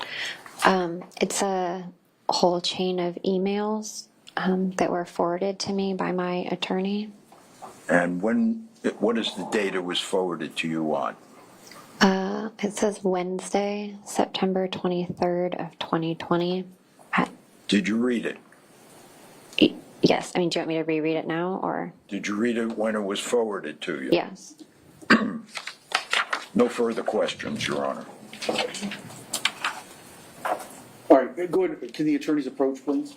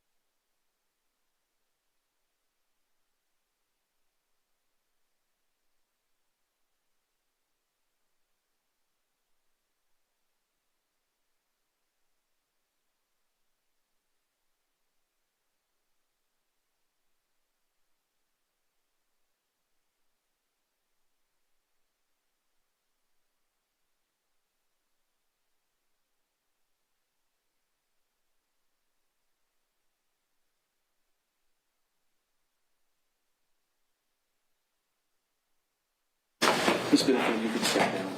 You can take your water, you can step down. Okay. Should I? Just leave everything there. Okay. Can I throw this out? Yeah. Okay.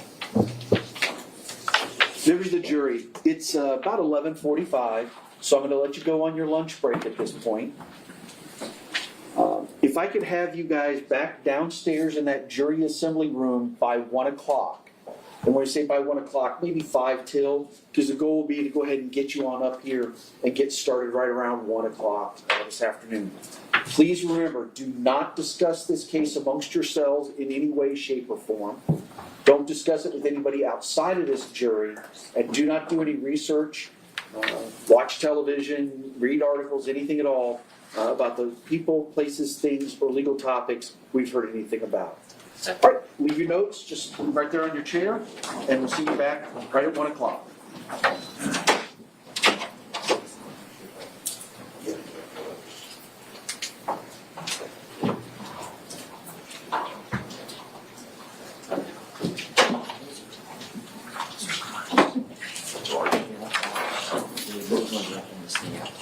All right, you all can have a seat. Ms. Banifield, when we had taken that break earlier, I had instructed you that you're in the middle of your testimony. You still are, because now the state's going to have the opportunity to do its cross-examination. The rule of sequestration applies to you. You may not discuss your testimony, any questions that have been asked with you, anything about the case, including with your own attorneys and defense team. Do you understand? Yes. Okay. Otherwise, you guys are free to go, and we'll see you back here. Just maybe a couple of minutes, as I said, state and defense, maybe just a couple of minutes before 1 o'clock, with the goal of getting everybody up here and started right at 1. Okay. All right? Exhibits, the clerk's checking right now. Parties, stay still until the clerk tells me that she has all of the exhibits that have been entered or proffered. Wait, 4A through D, you had proffered, but then you took them back? I believe she Okay. has. Those are the same ones? Yes, sir. You didn't remark new ones? No. All right.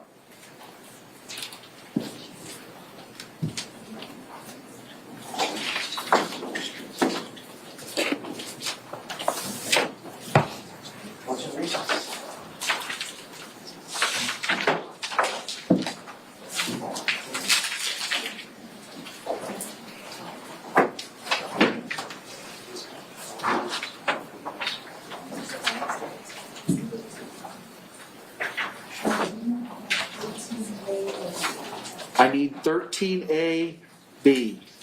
Defense 13A and B. Oh, you know what? Those weren't admitted. Right. Not admitted. Right. No, so they weren't admitted. It was referenced and then that was it.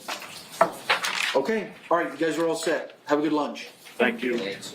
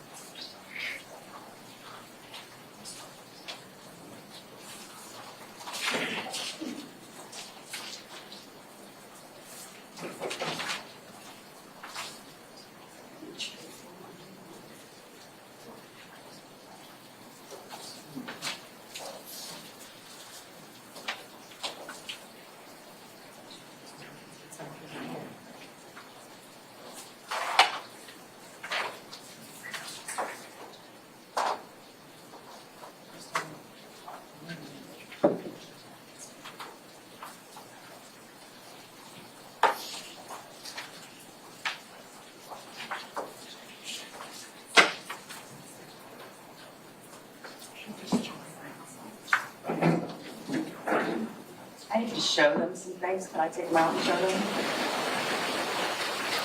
Yeah, let me know if you find everybody. Okay.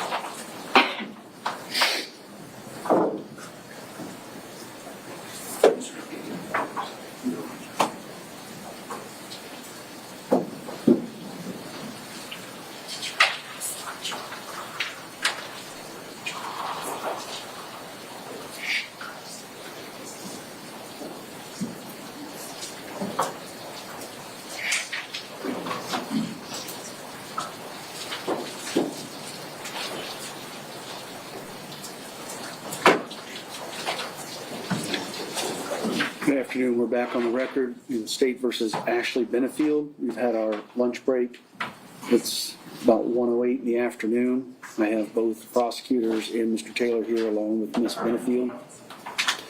Before we get started, Ms. Benefield, when we took our lunch break, I gave you the full warning that I give to all the witnesses that you've heard multiple times regarding sequestration. I was erroneous, however, because my instruction to the criminal defendant has to be modified slightly. You are allowed to meet and speak with your attorney over the break. I no sooner got upstairs than realized I gave you the full sequestration instruction.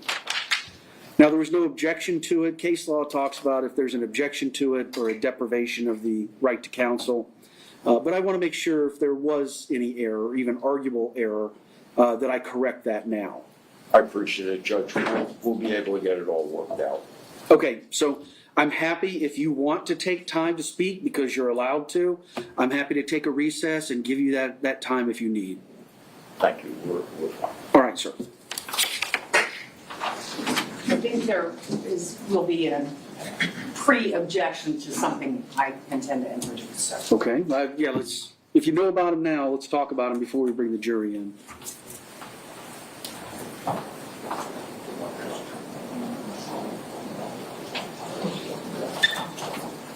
Well, I don't know which ones it is. Could you reject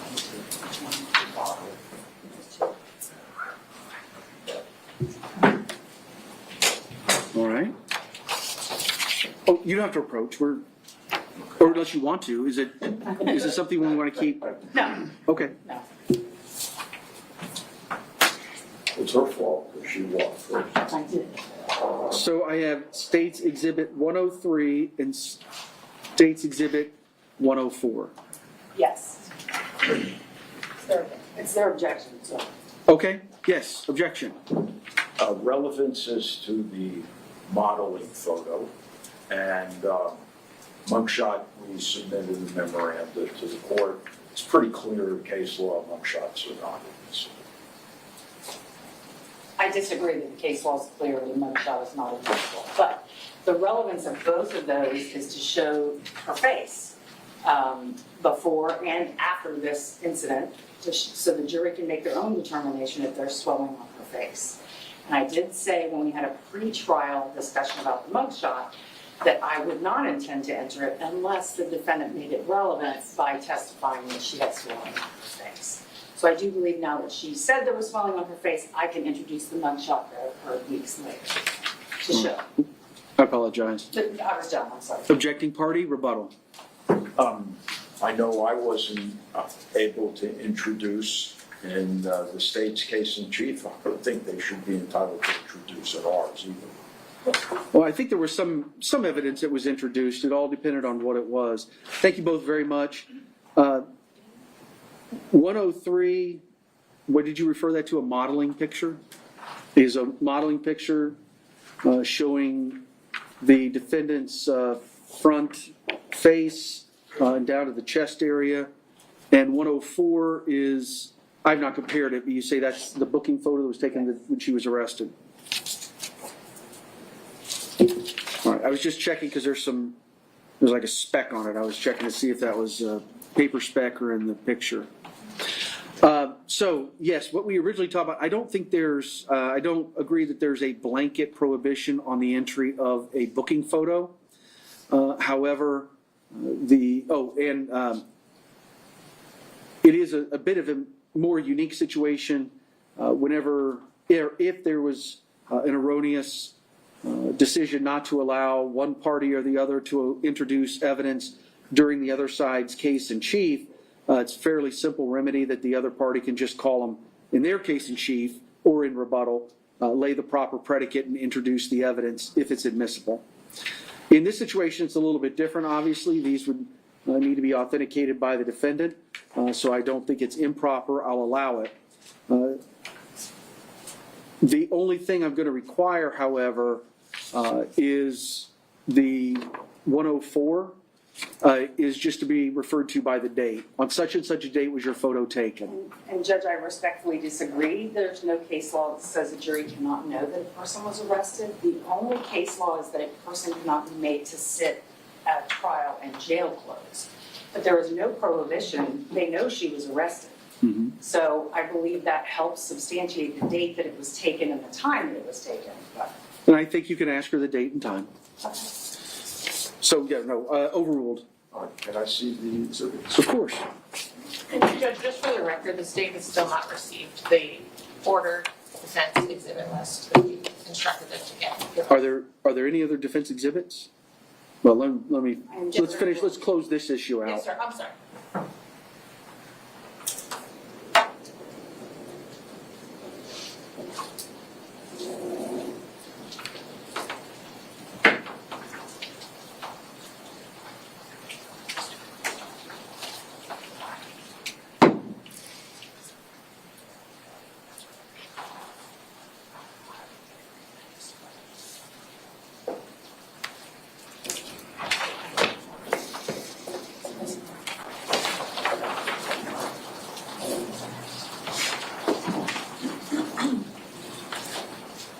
So defense has handed state 103 and 104 back.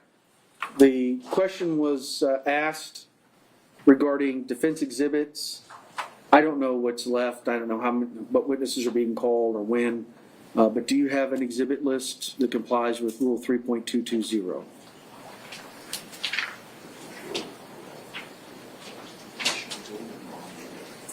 I think we gave them all. No? Judge, they gave us 360-something items, file folders with multiple pages in each one. That does not comport with the rule. They need to tell us what they are going to introduce specifically. Well, the rule calls for what do you intend to introduce? We have them, share them with the prosecution today. Prior to any other witnesses being called? Yes. Okay. Are you ready? State. Judge, I just still would ask for a list because it's hard for us to, when showing us them, I don't have the ability to recopy them and do all those things like I would have if I had gotten a proper list. And so it's just hard for me to be able to then go find the things to be able to figure out if they're complete. So here's what we're going to do. We're going to have a mid-trial exhibit exchange. And we'll take a break. Maybe it'll be the mid-afternoon break. I have no idea. We'll give them a list. And you're going to get a list. And if not, you can go through them and you can write on a piece of paper exactly what they are. And if you say, I want a copy, they're going to give you a copy. Yes, sir. Thank you so much. Okay.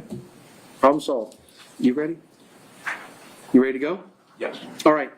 When we finish, Ms. Benefield, you were on the stand, so if you could reposition yourself, please. And if we could put the screen down, please. And shut the lines. Thank you. Yeah. Solved. You ready? You ready to go? Yes. All right. When we finished, Ms. Benefield, you were on the stand, so if you could reposition yourself, please. And if we could put the screen down, please. And shut the lines. Thank you. Yeah. The clerk is going to leave the lights. The clerk's going to leave the lights as is. When you need the lights lowered, then let us know. Okay. I don't know what you're talking about. 52. I don't need it. Oh. All right, bring in the jury.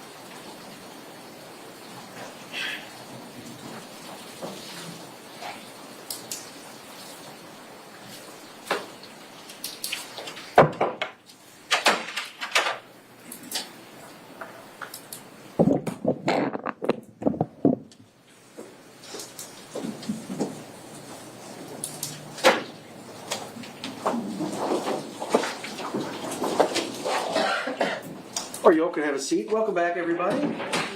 Over the lunch break, did anybody talk amongst yourselves or discuss the case in any way? Did anybody talk with anybody outside of the jury about the case? Or did anybody do any research on the people, places, things, or legal topics we've heard anything about? No, sir. Everybody says no. Then State, you may begin your cross-examination. I would like to just start with a couple of issues. So first, Doug Banifield never punched you, ever. Correct? Yeah, I think that's correct. Doug Banifield never choked you, ever. No, He never kicked you. no. He never pointed a gun at you. He waved a gun in my direction. But it was not pointed at you, correct? It was pointed at me while he was waving it at me. He never came at you with a knife No, or a club no, or a baseball bat. no. So there are 30 years difference between you and Doug, correct? Yes, And you got married after 13 days. yes, And you spoke with him about, or organized with him about starting this ballet. yes. Correct. And all of the money for the ballet came from him or investors, right? My mom also funded the part of the ballet. You didn't put anything into it. Money. Not from my account, no. Okay. In fact, during this time in South Carolina, you never worked, did you? He wouldn't let me work. Okay.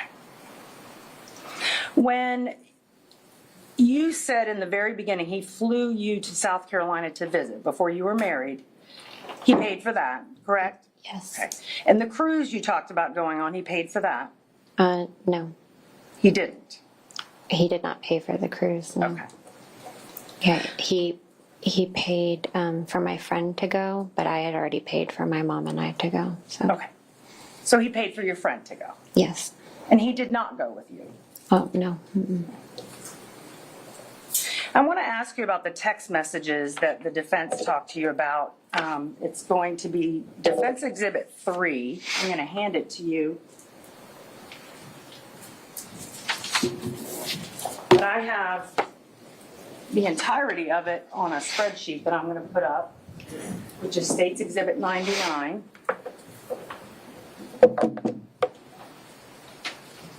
If we could dim the lights, please.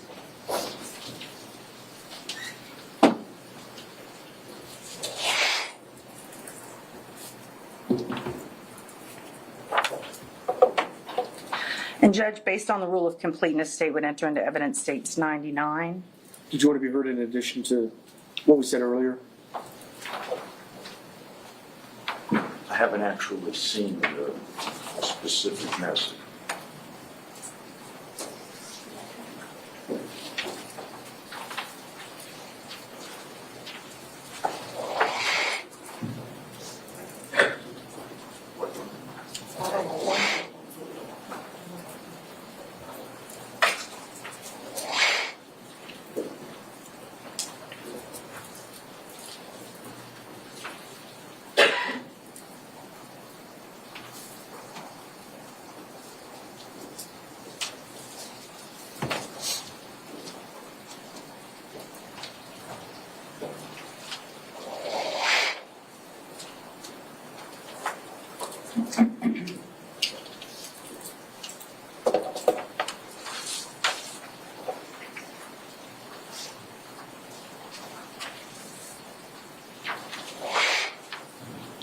Any objection to states 99? No. Received. So I'm going to put this up on the board behind you, screen.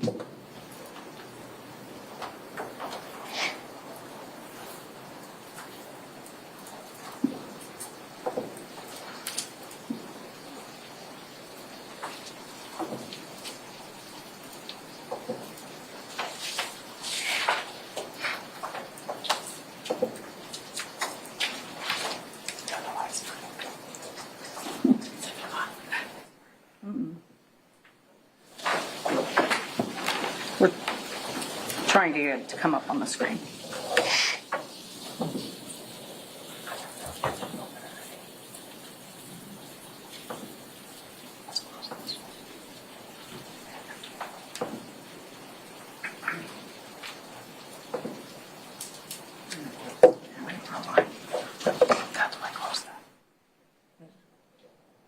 Okay. So I would like to orient you to what we're looking at. So on the top line, it gives whether the messages are outgoing or incoming. That would be the third, fourth column that we're looking at. And what I would like you to do is read the body of these as we go through. I'm going to expand it so you can see it. And if you could just read these for the jury. Oh, okay. One part is just looking at Renee. Who is that from you or from Doug?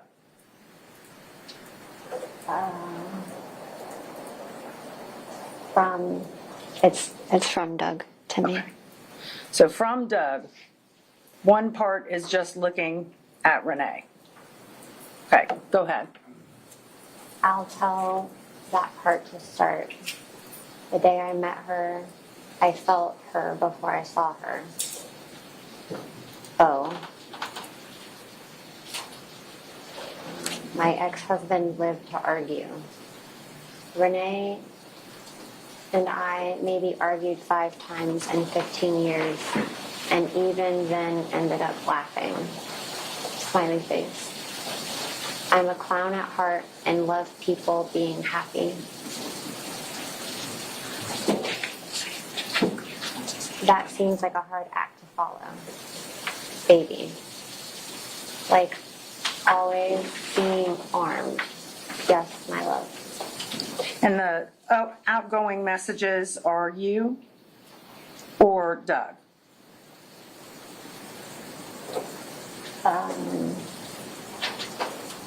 It looks like outgoing is Doug. Yeah, outgoing would be from Doug. Judge, can we see the date for reference of the messages? It's up on the screen. Where?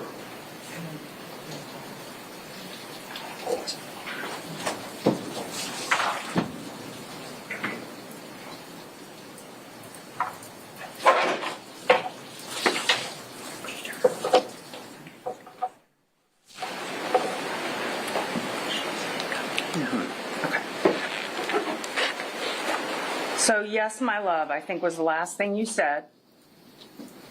And then what's the next thing? Are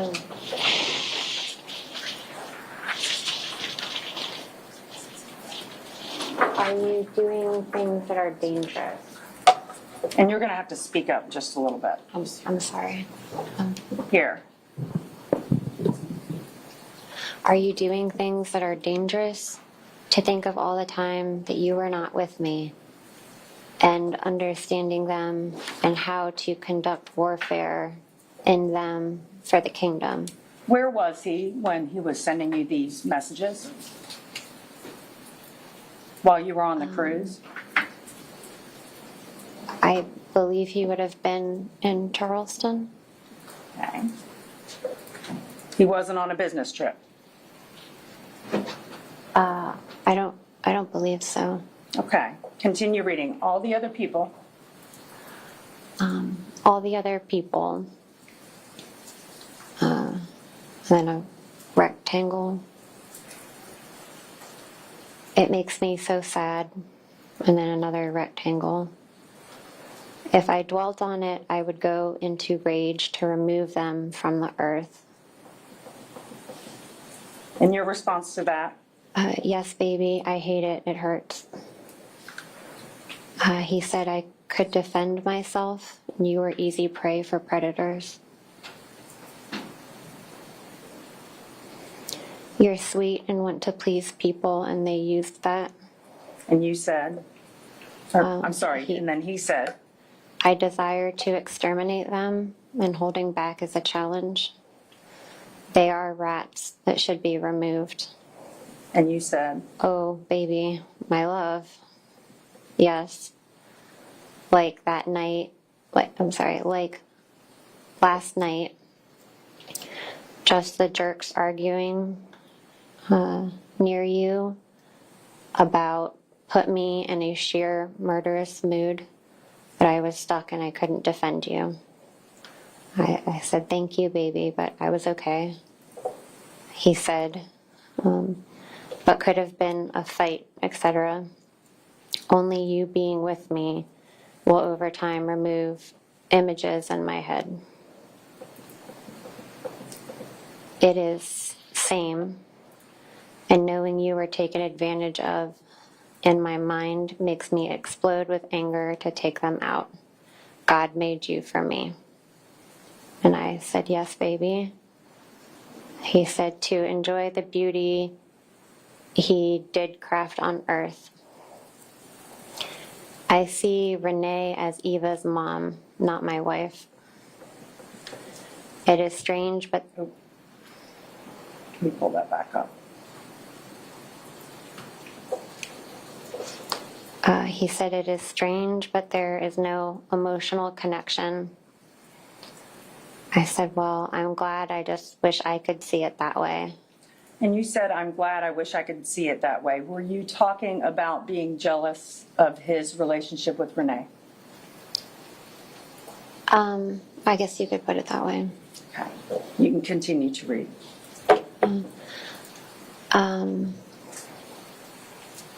I know we both have a battle to fight in our minds.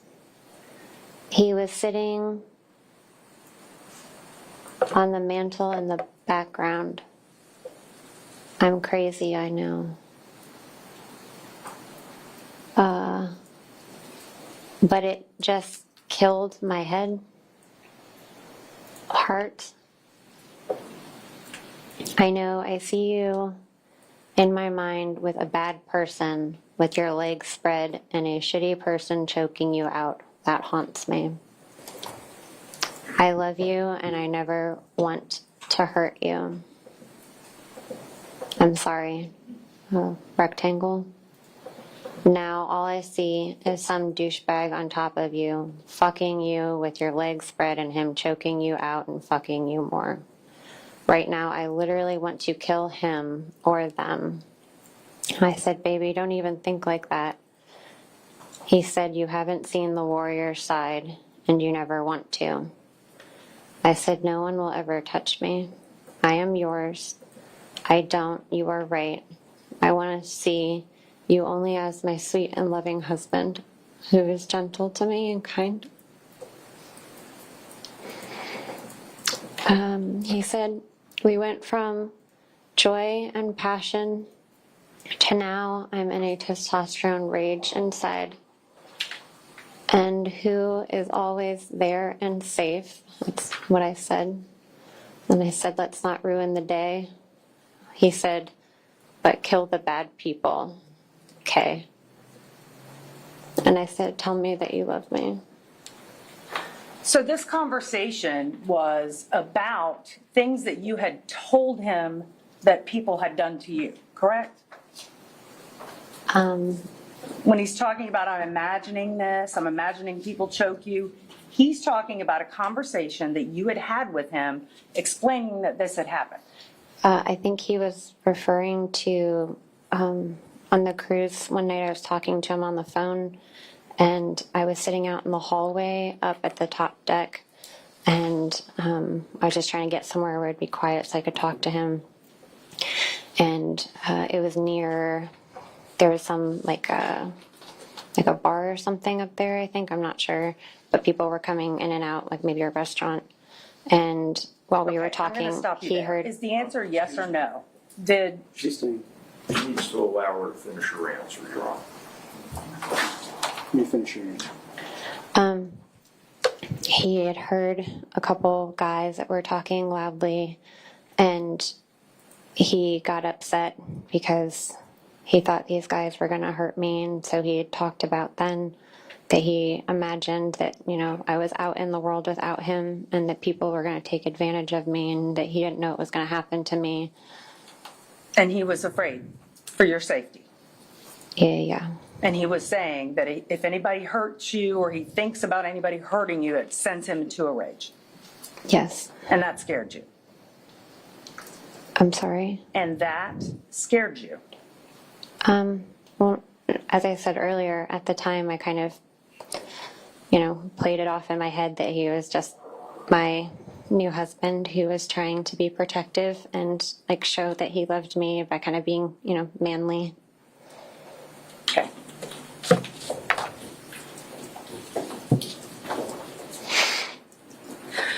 So I want to talk about you having a baby.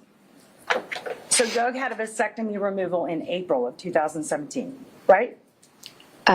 Yes. And you paid for that? Part of it went on my debit card or my credit card. And your intention was to get pregnant?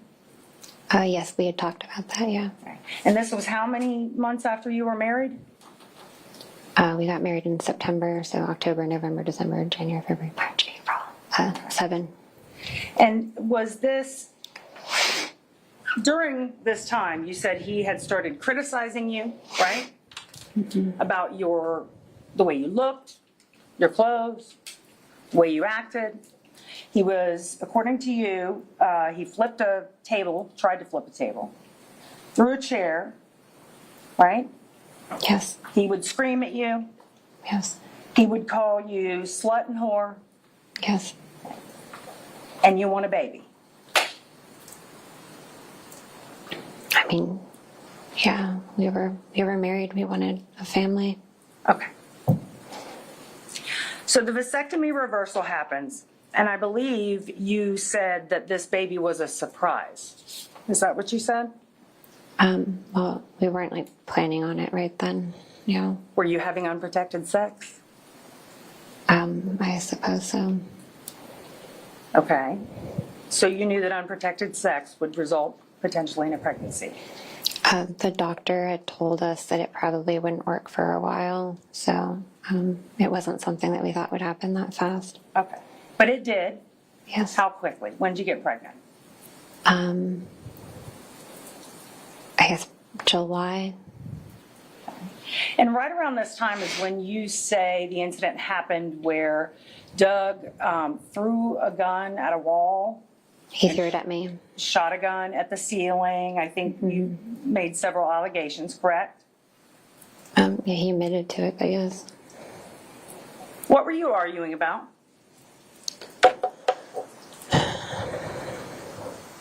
I think Eva was part of it. I don't specifically remember. And wasn't it true that you had a problem with Eva and you thought she was disrespecting you at that time? I wouldn't say I had a problem with Eva. There was a lot of tension in the house, but yeah, there's a lot of things going on that Okay. were not ideal. You knew she was 15. Yeah. And you knew she had just lost her mother tragically to death. Yeah. And you were how much older than her?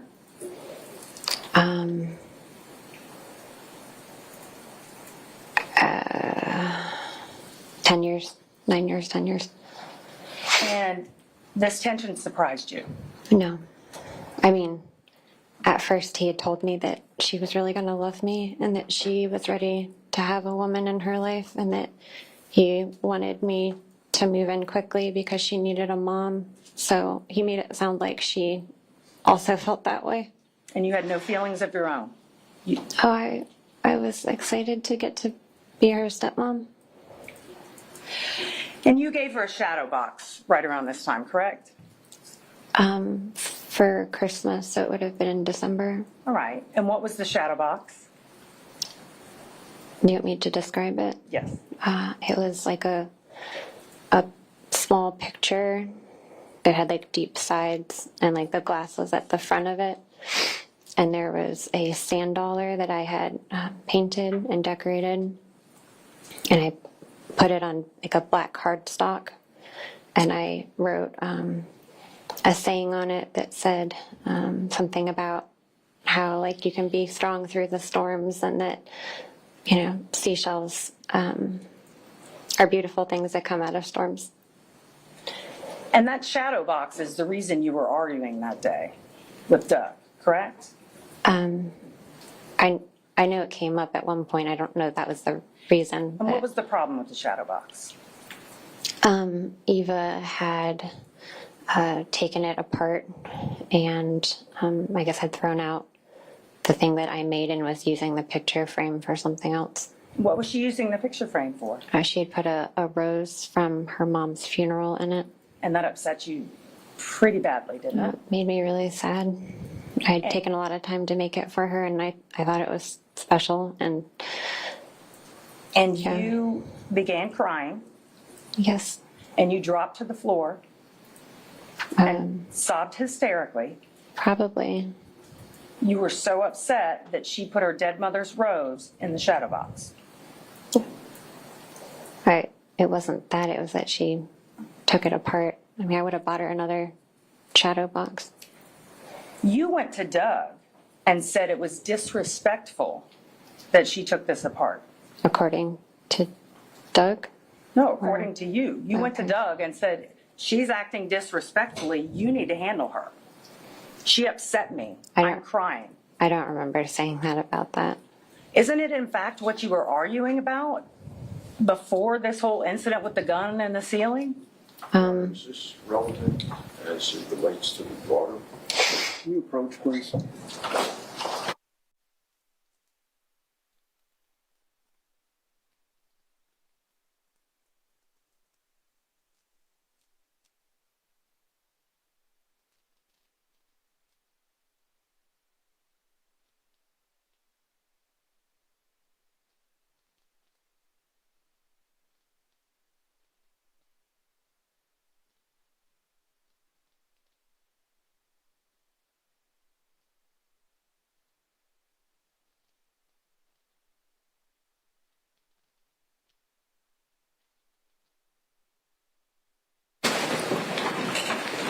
So the day that this argument happened, you actually, at one point, were in the car with Doug, right? Yes. Okay, you were going to the bank and going to do some other errands? I believe so. And the entire time, you're upset about this shadow box? I don't distinctly remember that, but the argument kind of came from there, I guess. And in fact, it wasn't an argument, right? It was you being upset. Well, he said that like life was out of control and he couldn't deal with the people at home and he couldn't deal with the people at the ballet. And he felt like everything was just too stressful and he was upset with everybody. And didn't he ask you to stop? I'm sure at some point. And you didn't stop? I guess not. For the car ride? No? Yes or no? I don't remember. And you kept telling him you need to discipline Eva. I don't remember saying that. Okay. And he said, let's just stop talking about this for a while. I need to think. He was yelling at me. So he's yelling at you, but you weren't sitting there like you are now, were you? You weren't sitting there like this. I guess I was buckled into the car, so I probably would have been sitting further back. And you didn't stop, and then you get home, you're still arguing, correct? He's still yelling at me, yes. And you're not yelling at all. And the fact that he had a gun with him when you continued to argue in the house was because he grabbed the gun from inside the car to bring his items from the car into the house, correct? I'm not sure why he had it, I guess. Okay. And it was in a holster. I believe so. And you both used to carry guns. Mm-hmm. You carried guns on a regular basis. Yes, You ma'am. have had, at the time, more than one gun. Yes, ma'am. And you actually bragged, as well as Doug, about having guns, correct? Yes. And you would go shoot them on a regular basis. I haven't been to their range since before the presidential election. Okay. But during the time that you met Doug at a political event, you had one of the guns in your bra. Yes, that's where I concealed carried. Okay. So having a firearm in a car or in the house is not that unusual to you. No, ma'am. All right. So after you get back inside, there's this argument that continues on and on and on and on. And you're still asking Doug to discipline Eva. I don't recall that. Okay. And you say he was waving a gun around and threw a gun at you. Is that what you said? Yes, ma'am. So he has a gun in his hand, could point it at you, He did point but it he at me. throws a gun at the wall. No, he threw it at me. He missed me. Okay. And it hit the wall. Yes, ma'am. Okay. When was this? What was the date of this argument? I believe it was the end of June. 2017. Yes, ma'am. When was your wedding reception? It was shortly after that, maybe like a week or two later. I don't remember specifically. Okay. So even though you'd been married before, you were now having a wedding reception. Yes, when we got married, it was just the two of us. And at this wedding reception, you had a lot of guests come? I'd say maybe a dozen. My friends and family came. And they're dressed up? Yes. You're in your wedding dress? Yes. Okay. And I'm going to show you State's Exhibit 10. I want you to tell me what this is. Or I'm sorry, it's 100. I want you to tell me what this is. It's going to come up behind you. What is this a picture of? That's a picture of Kevin, Christy, me, and then Doug. Okay. And is that a picture from the wedding reception that we just talked about? Yes, ma'am. I'm going to show you State's Exhibit 101. What is that? That's a picture of me and my friend Christy. And is it at the same wedding reception? Yes. And State's Exhibit 102. What is that? It's a picture of my friend Laura and me, and then my friend Christy. And this is also at the same reception? Yes, ma'am. Okay. State will move into evidence, States 100 through 102.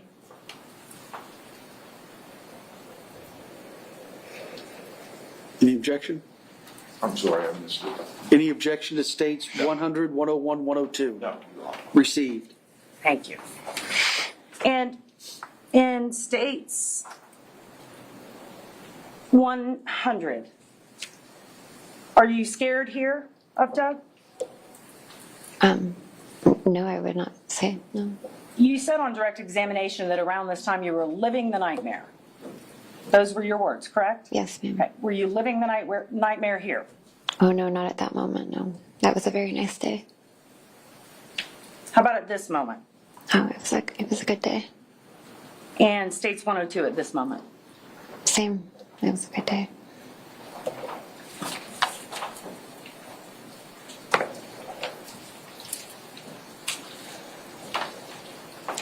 So you get pregnant and you decide to move in with your mother. So when do you decide to move in with your mother in Florida? It was the end of August, I believe. I was really sick, and he brought me down to my mom's house and dropped me off. Okay, but going to your mom's house was your choice, right?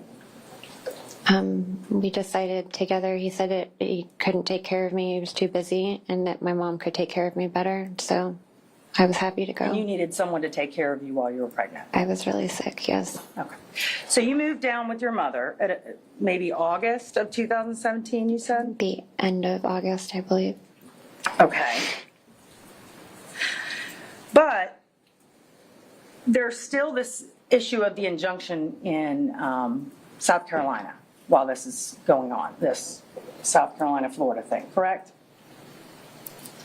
I'm not sure I understand the Well, question. you said you applied for the South Carolina injunction, or you received the South Carolina injunction right around that time in 2017. Actually, I think you said November 2017. Yes, a few months later. So shortly November. after you moved in with your mother, a couple of months, you filed for an injunction in South Carolina.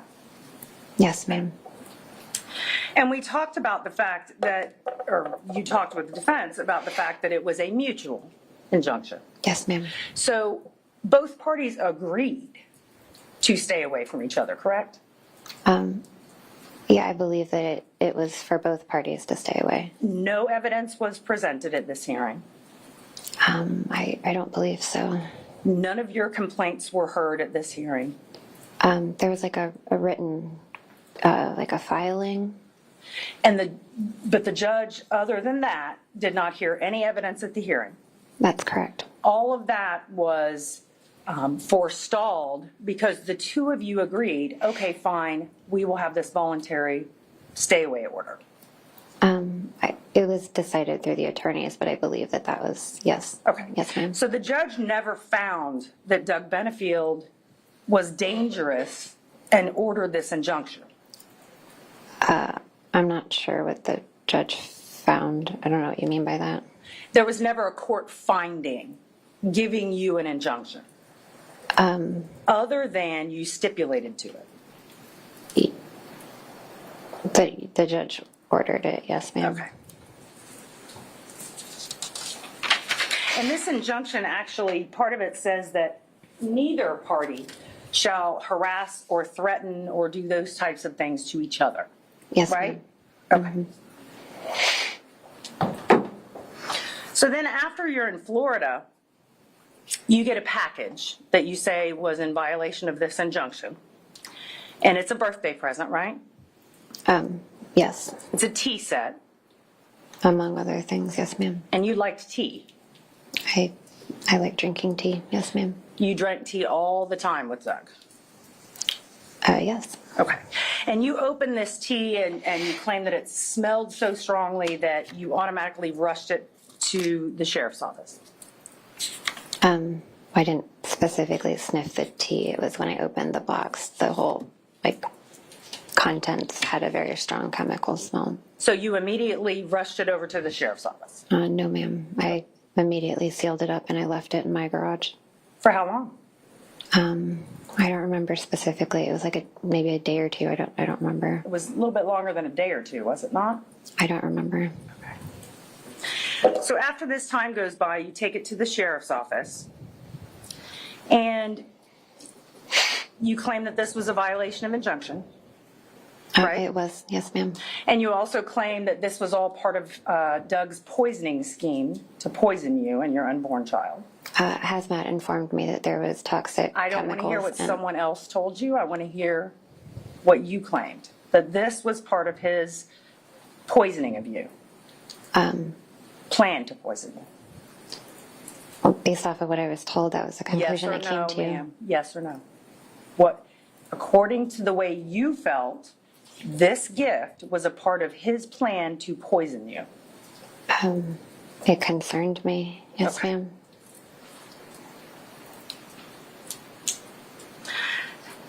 So no charges were filed for that, correct? Correct. So you filed for an injunction based on the same allegations, right?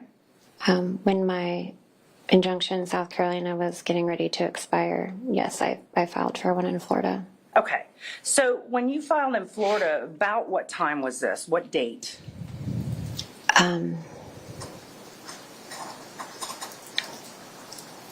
I could give you a ballpark. It was in the spring. I don't remember exactly Spring of 2018? when. Yes, ma'am. Okay. So you had left Doug in South Carolina August of 2017, Yes, ma'am. and you filed for an injunction in the spring of 2018, That sounds right. but you hadn't been living with him, correct? Correct. You hadn't even had any contact with him for a very long time when you filed for that injunction, right? Well, other than him sending the box and, yeah. Okay. So what violence were you trying to prohibit by filing this injunction? Everything that happened in South Carolina. Well, I was just hoping that wouldn't happen again. Okay. And at the same time you did this motion for an injunction, you also did a motion to terminate Doug's parental rights, right? Yes, ma'am. Okay. So during this time that you haven't been with him in almost a year, at least half a year, there hasn't been any violence other than you say the T said. You're filing for an injunction all at the same time that you're trying to terminate his parental rights. This is all correct, right? Sounds correct, I Okay. believe. And you hadn't even had the baby yet. As of when? As of the time that you were trying to terminate his parental rights. I don't remember what the date was, but it would have all been around that time.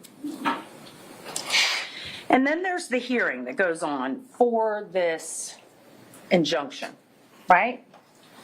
And this is in front of Judge Moreland, correct? Yes, ma'am. Okay. And you had a 2-day hearing on this. Yes, ma'am. Partially, it was a motion for your injunction based on these issues, and it was also Doug's motion to be able to see his child, right? I believe at some point things got consolidated, but I don't recall specifically. So at this point, Doug had not seen his daughter. Correct. And your daughter was how old? As of the date, like the last court date, Yes. about 6 months old. And had there been any violence towards you between the time that you filed for this and the time when you had the hearing and she was 6 months old? He had showed up at night in my driveway, but I mean, there's no physical contact if that's what you're asking. Okay. And was this a time when the baby had been born? I don't remember the date of when he was in the driveway. How about, since we're talking about this, let's talk about the incident you talked about where the neighbor said that that Doug was there. Can you tell me about that? Yes, ma'am. He was outside, standing in the yard at night, I guess trying to look in the windows of my house. And where's this neighbor's house? She is directly across the street. Okay. And isn't it true, in fact, that this was very dark? It was very dark out. Yes, ma'am, it was at night. Okay. And your neighbor told you that she saw someone in her backyard walking, correct? I think she said that when she confronted him, he kind of ran away. Okay. She never told you he was at your window. What she said was that he was trying to look in the windows. In her yard? The way the houses are situated, where he was standing, he was looking across into the windows of our house. Yes, ma'am. And she couldn't see who this person was? Object. She told you. She's asking Ms. Benefield about what the neighbor knew. Overruled. She told you she could not identify this person. She said by just looking, as dark as it was, she had a hard time identifying him by his face, but that she identified his voice. That's interesting. So let's talk about that. So when she tells you that there's somebody in her backyard, you go to her house, right? You end up together with her. Yes. All right. Not at her house, but yes. And you play a recording that you've recorded, like a voicemail from Doug, for her, right? She believed it was Doug, and she said that she could probably identify his voice because he had a unique voice. And so I played a voicemail I had from him, and she identified him The from fact is, that. she didn't tell you she thought it was Doug. You just asked her if it was Doug. I believe she contacted us and said that there was a strange man looking across into our windows, and she was freaked out, and she wasn't sure if it was him. Okay. I don't remember specifically. I'm sorry, this was a long time ago. And you play a recording of Doug's voice for her. Yes, ma'am. And she goes, oh, that's him. Yes, That's ma'am. the one that was there. Yes, ma'am. So that is the ID that Doug was in her backyard. I believe she also described his body type, his stature. She said he was wearing a baseball cap, which he often did. So I think that was probably Don't a part lot of of it. people wear baseball caps? But she needs to allow Ms. I'm Benefield sure. to clear answer before she cuts her off. I've been able to follow along, so I'll overrule at this point. There's a lot of people that are 5'9", right? Oh, yes, ma'am. A lot of people that weigh 160 pounds. Yes, ma'am. A lot of people that wear baseball hats. Yes, ma'am. And isn't it true that this person in the backyard said to her, I live around here, I live here? Mm-hmm. Okay, I believe so. I wasn't there for that part, but that's what I believe she told me. thank you. Yeah. Now I want to move forward to 2019. Around this time, Judge Moreland had already ruled that you could not have your injunction, right? She denied it. Yes, ma'am. And that Doug could have immediate visitation with his daughter. She ordered time sharing. Yes. Did you start visitation with Doug and Emerson very shortly after that hearing?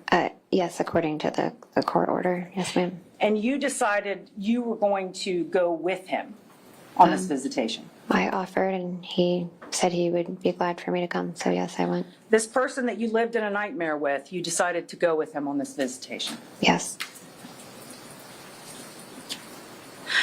Now, the Judge Moreland hearing, when she ruled, she made it very clear that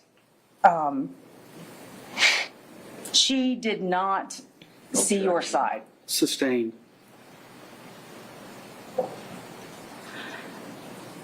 You had no faith that Judge Moreland was going to help you from that day forward.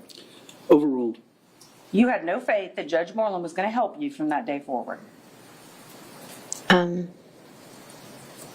I don't know. They'd say I thought she would never help me, but I mean, she denied the injunction. Yes.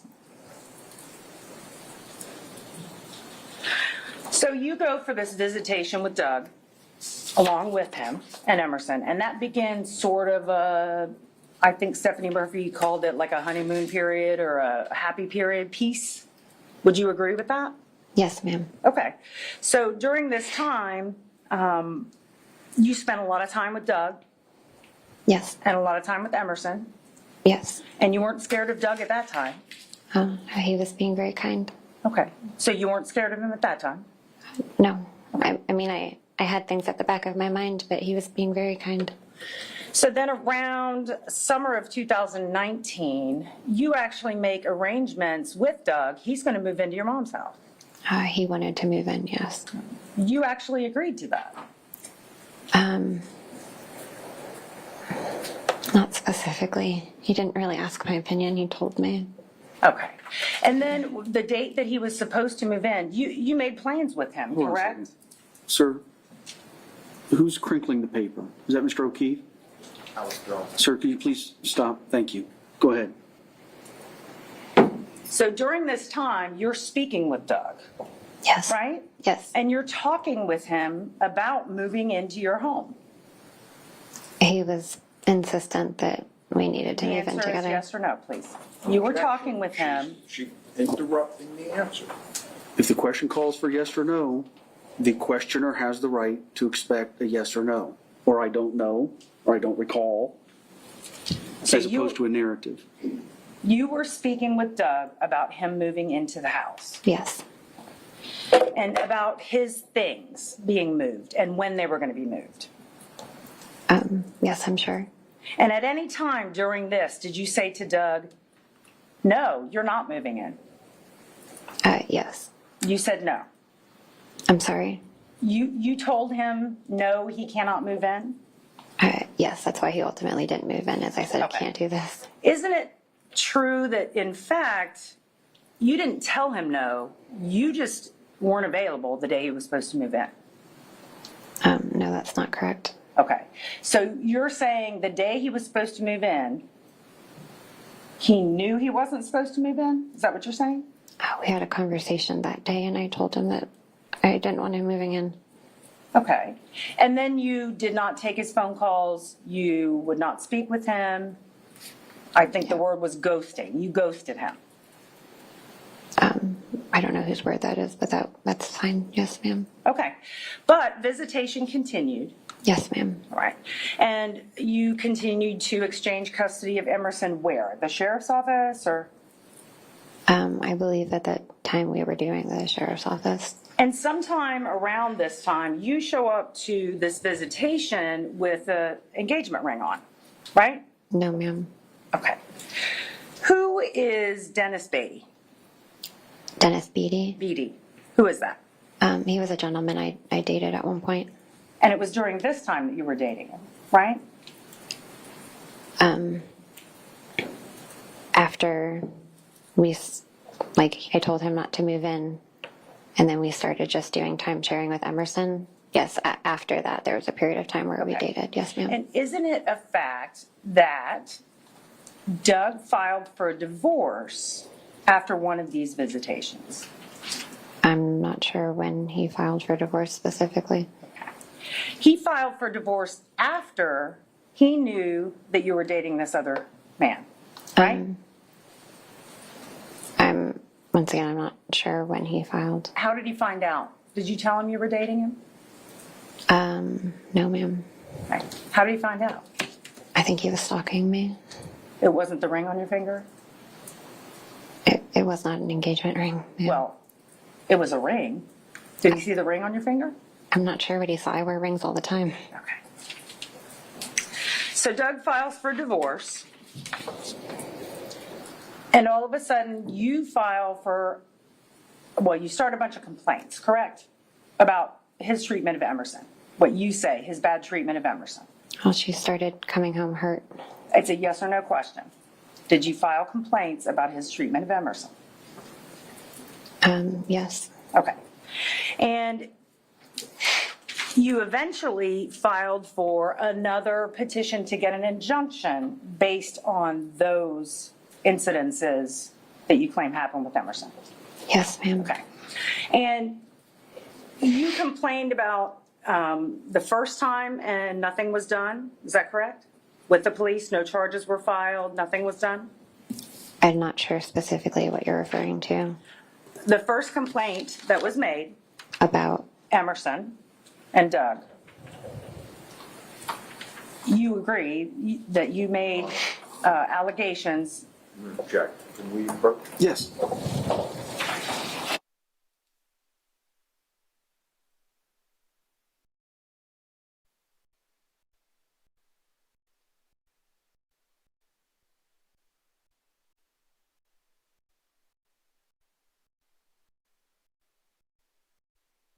Office.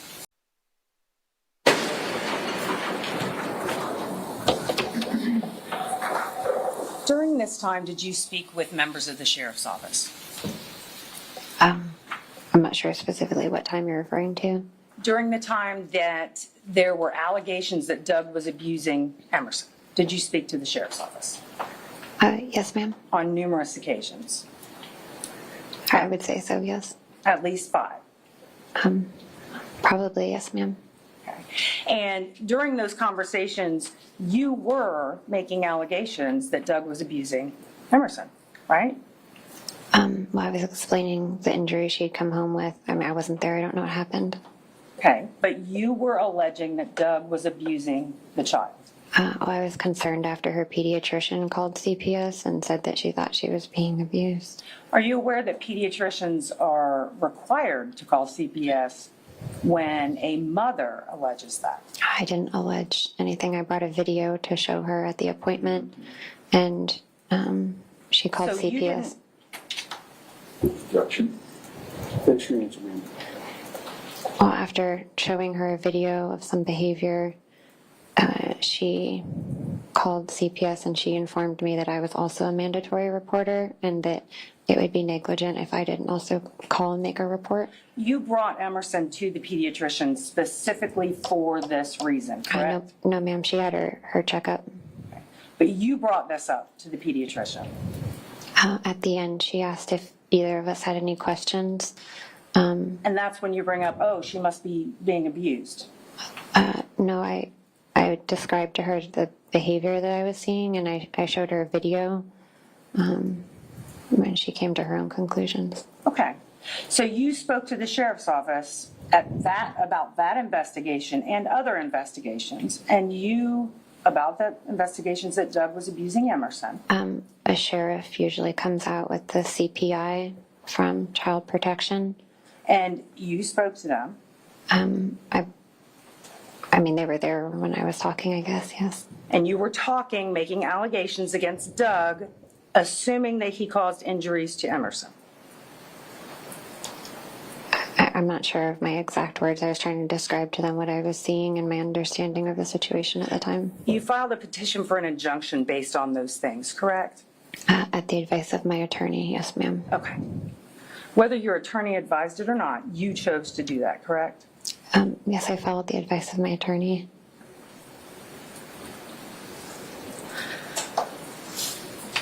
And you were aware that if you went forward on this injunction, that it was going to be in front of Judge Moreland? Yes, ma'am. And this injunction hearing was supposed to take place on September 30th of 2020.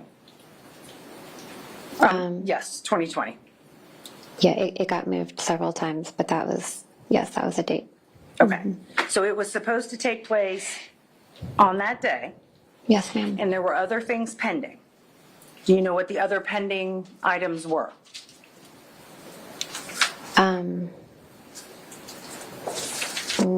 Not specifically. Okay. I'm not sure what you're asking. One of them was Doug's request for a divorce, correct? Yes, we both filed for divorce at that point, yes. So Mr. Benefield filed for divorce, you file an injunction petition, then you file for divorce. I filed for divorce first. Okay. I believe. And then you're scheduled to have this hearing on 9:30. Yes, the hearing was scheduled for 9:30, yes. And you're speaking with Doug during this time, right? I mean, we just Yes. heard 200 and whatever text messages between you and Doug. Yes, ma'am. So do you at any time in that say to him, I'm going to go forward with this injunction on Wednesday, on the 30th? No, ma'am. In fact, based on those text messages, you were dropping the petition for an injunction. Yes, we talked about dropping everything, yes. No, you talked about it, but you said you were going to. Yes, ma'am. And that is what the result of the mediation was. That there was not going to be any mediation, really, because you were reconciling. Yeah, we agreed, I guess, in order to move to Maryland. My understanding, the attorneys were advising us to, if we closed things down, that it would make it easier, like legal-wise, for us to relocate. So you were telling Doug that's what you were going to do. Yes, we were trying to work things out so we could all go to Maryland, yes. And drop the injunction. That was one of the things. And you wanted him to drop everything, right?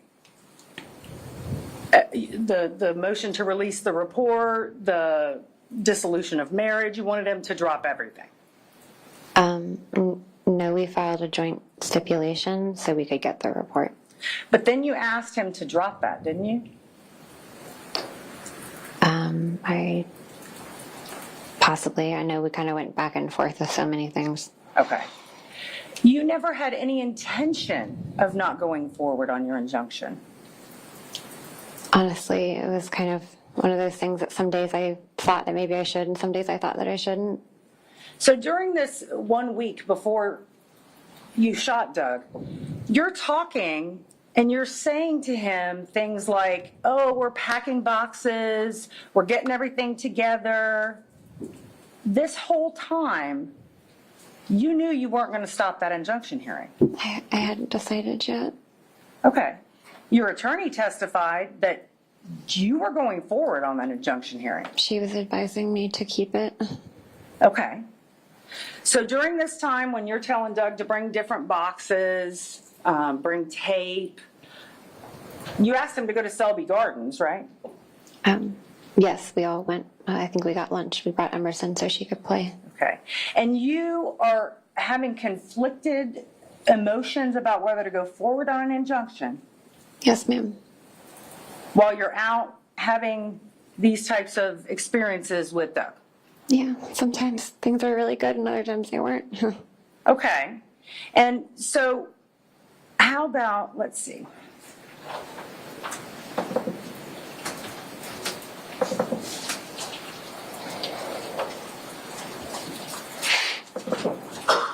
This is part of State's Exhibit 98.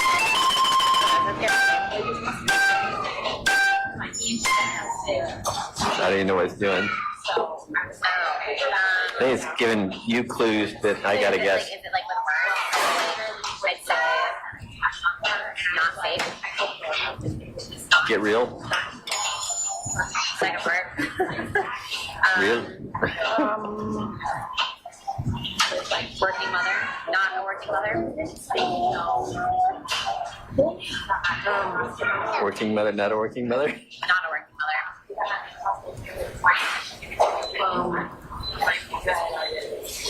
I live in a Slum.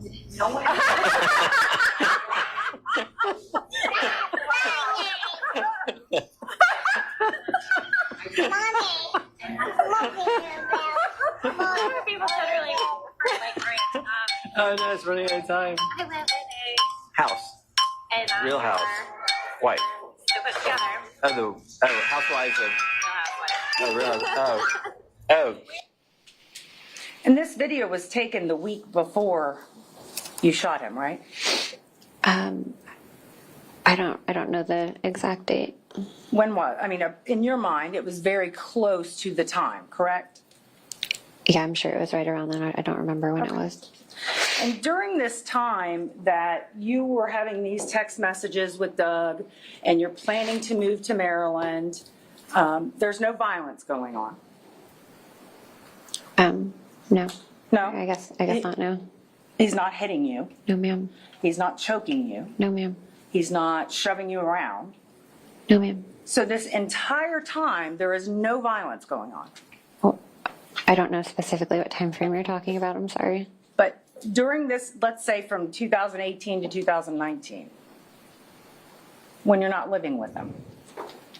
I mean, if you classify violence as him, like, I'm asking punching if me or there's choking physical me. violence I mean, during this time. he could be rough sometimes. Okay. Yeah. Did he ever punch you? Not during that time, no. Did he ever hit you? No, ma'am. Did he ever use a weapon against you during that time? Not during that time, no. So in between the time of 2019 to 2020, where you shot him, was there any physical violence? Like I said, sometimes he'd be a little rough, you know. But other than that, he never was physically violent. He didn't like punch holes in the walls or anything like that, no. So when I asked you if has he been violent, you said, well, he didn't punch holes in the walls. Is that what you just said? That's what I just said, yes, ma'am. So punching a hole in a wall to you is a definition. When I ask, was he violent? Your definition of that is punching a hole in a wall. I think that is violent. Okay. I'm not sure what you're asking. Okay. So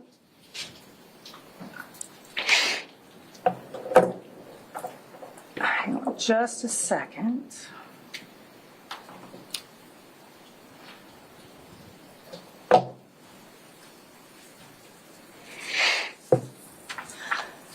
So I want to get to the day that all of this happened.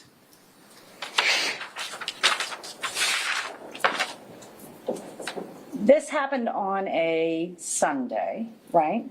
Yes, ma'am. And you're moving on, or you have a hearing on Wednesday. I believe that's correct, And yes, you're ma'am. moving right after that. I think the actual day of move was kind of in flux. It seemed like it changed 1,000 times. You're all getting in the car together, not together, but you're driving cars together to go to Maryland. Yeah, I believe he was going to be driving the U-Haul and pulling his truck. And I think that my mom was driving her car and I was driving mine. And you were telling him during that time that you were going to move to Maryland and attempt to reconcile. No, ma'am. You weren't telling him that. No, not in those words, no. Did you hear Dr. Broder testify about that? That he said that when you were with Doug. Objection here. Sustained. So you're denying that you ever told Doug that you were wanting to reconcile with him? I said I wanted to find a way that we could do things together as a family for Emerson's sake, you know, and that's why we started doing things differently. He wanted to move back in, you know, together, and I told him that I didn't want to do that. I didn't feel comfortable with that. Did you say that in Dr. Broder's office? In front of Doug? No, not in front of him. So when you're with a safe person, a psychologist, you're not telling Doug this. What? I'm sorry. You're saying that you told Doug when it was just the two of you that you didn't want to move in together. Yes, ma'am. And you felt safe telling him, I don't want to move in with you. Right? That's what you're saying. Yes, we had that conversation many times, yes. But you're in front of this psychologist who one would think is a safe environment with Doug sitting next to you. You hear Doug say to Dr. Broder, we are going to Maryland and we are going to try and reconcile. And you don't feel safe enough to say to Dr. Broder, no, that's not what I want to do. I would want to make him look bad in front of somebody else. Okay. I wasn't going to disagree with him in front of anybody. Okay.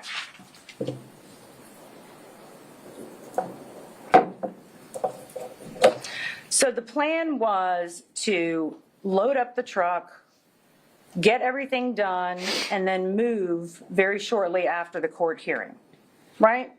Yes, ma'am. Okay. And you had no intention of dropping that injunction, so you knew on the day of that hearing, he was going to know, right? I'm sorry. You knew that Doug was going to know that you had no intention of reconciling with him. We had the conversation many times. I think he understood where I was at. Okay. You saw the text messages between you and him, right? Yes, ma'am. Would you agree that those text messages do not indicate that? It doesn't say we're getting back together, moving in together. It doesn't say we're not going to reconcile. I mean, not specifically, no. I wasn't going to argue with him.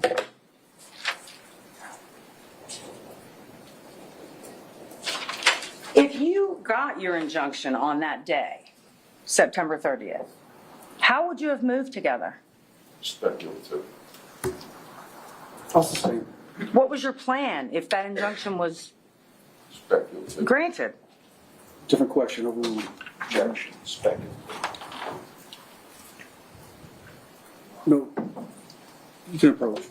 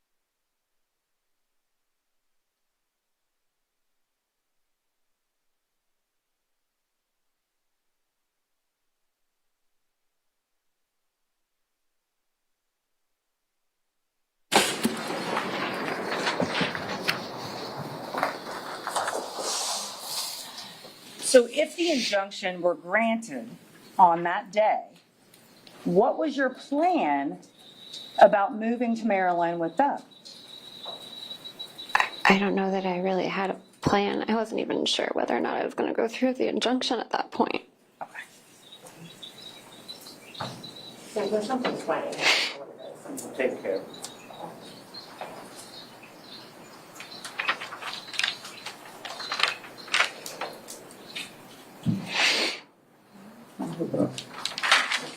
Okay, so I want to get to the night that all this happened. So you knew Doug was coming over. Yes. You invited him over Yes. to help you move stuff in the house, Well, specifically stuff in the garage, but yes. stuff in the garage to the truck. Mm-hmm. Right.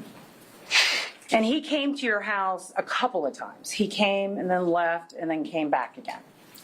Yeah, I believe he came twice that day. And there is a gate to your community. Mm-hmm. And when he's at the gate, you had to let him in. Sometimes, because he was frequent in and out, sometimes the gate remembers license plates, and sometimes it opens and sometimes it doesn't.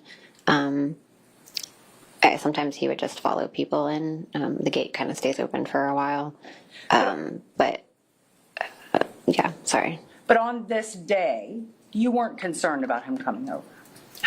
No, I knew he was coming. Okay. And when he came over, your mother and Emerson went to the park. I believe they were headed there. I'm not sure. I think they were down the driveway or on the sidewalk, something like that. They were on their way there. You weren't so afraid that you wanted your mother to stay there and watch. No, we were just packing to move. Okay, so you weren't afraid. I definitely didn't expect this to happen. So it was okay with you that your mother left? Yeah, at that time. Okay. So if I heard you right during your direct, you said he bumped your shoulder twice. Body check, I don't know if that's what you called it. He walked into you with a box, right? Yes. And then at the end, you say he slapped you? He hit me. I wouldn't know how to classify it. He struck me, he hit me. Was his hand open or closed? I don't remember. Okay. And because of those things, you claim that you thought he was going to kill you. He had never hit me before. Okay. And you thought he was going to kill you. He wouldn't let me leave. I tried to leave, he stopped me. The question is, you thought he was going to kill you. Yeah. Okay. Now, when you were in the bedroom, you decided to get your firearm. And it was where? It was in a storage bin on top of the laundry basket. Okay. So I'm going to show you State's Exhibit 52. If you could turn around and look at that. Where was your firearm? It was in the bin on top of the basket. Here? That's the basket. The laundry Where was basket. the bin? It's that right on top. Okay. So it was in here. Yes, ma'am. Why would you have a firearm in there? I had just emptied all the furniture and everything out of my room, and it was kind of like what was left from my drawers, and so it got put into a bin. Okay. And that was not your only firearm in that room, correct? Correct.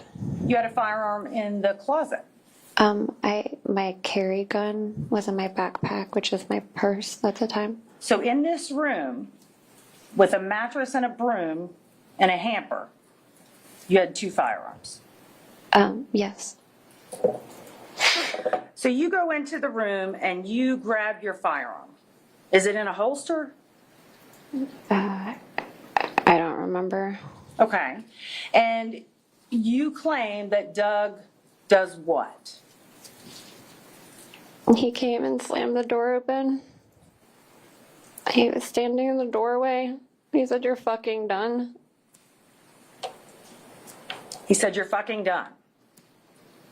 And that made you fear for your life. Yeah. Can we turn the lights up, please? Thank you. So he says you're fucking done, and you point the gun and you shoot. I held it out in front of me first so he could see it. And I said, stop. Judge, if I could have her step down so she can demonstrate. You may. If you could just come down.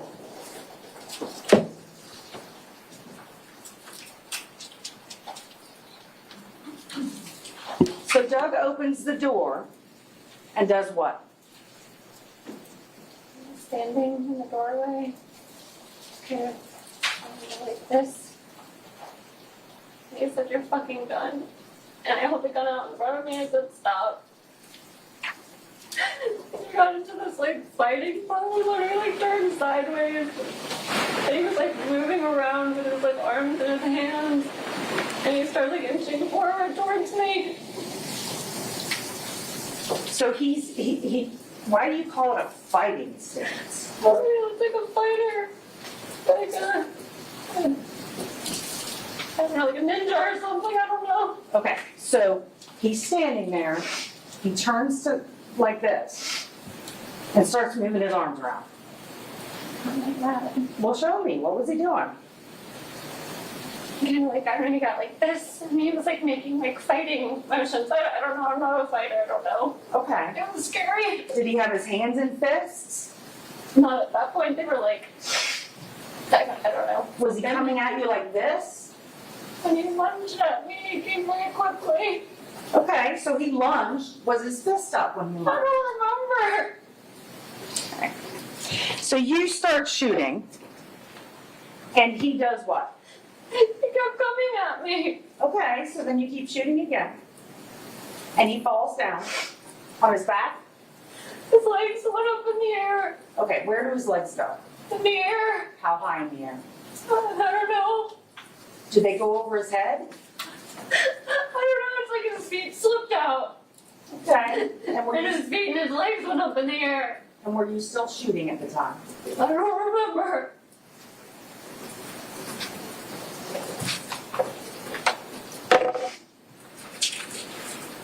You can have a seat.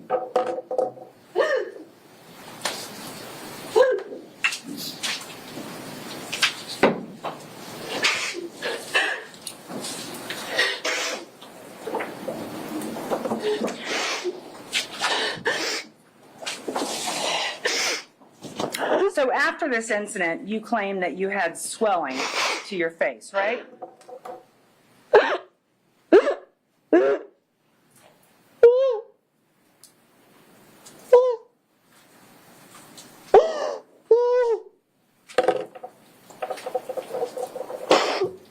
It's going to take a minute. All right, there's the jury. Can you please close up your notes, put them on your chairs? I'm going to ask you to step out for a minute. You can use the facilities. It's not quite our mid-afternoon break, but we'll treat it as such. Please don't discuss the case amongst yourselves. Don't discuss it with anybody outside the jury. Don't do any research like we've talked about.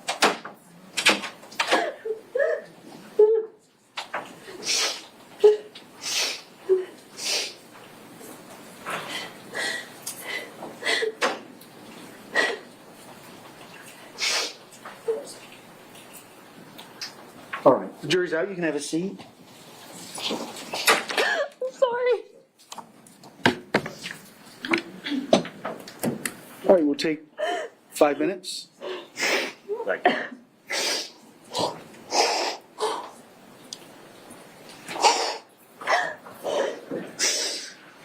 Turn over the council. Yes.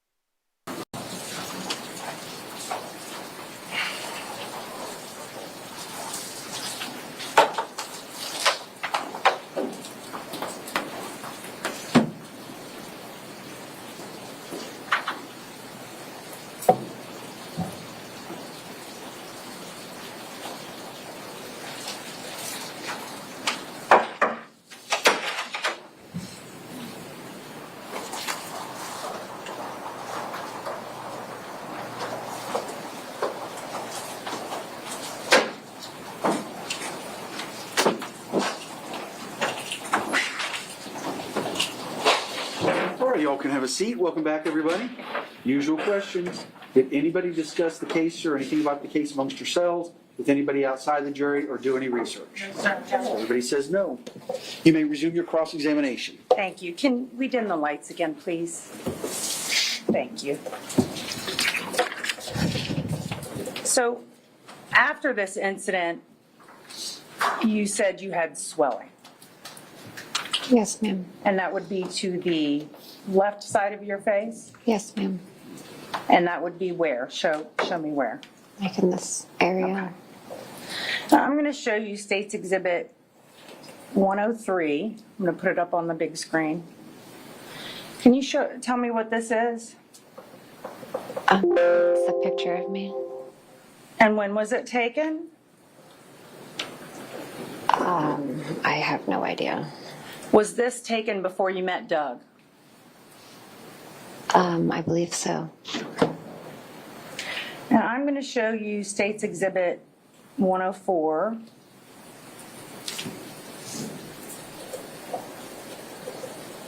And I'll move it up a little bit. When was this picture taken? I believe in October of 2020. Wasn't it taken on November 4th of 2020? I believe that's correct. I'm sorry. Thank you. I have no further questions.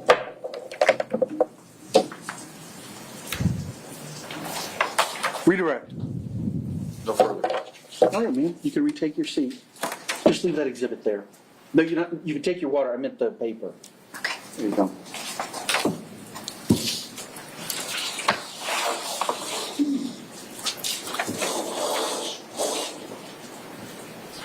Just, yeah, the clerk. Thank you. All right, defense, call your next witness.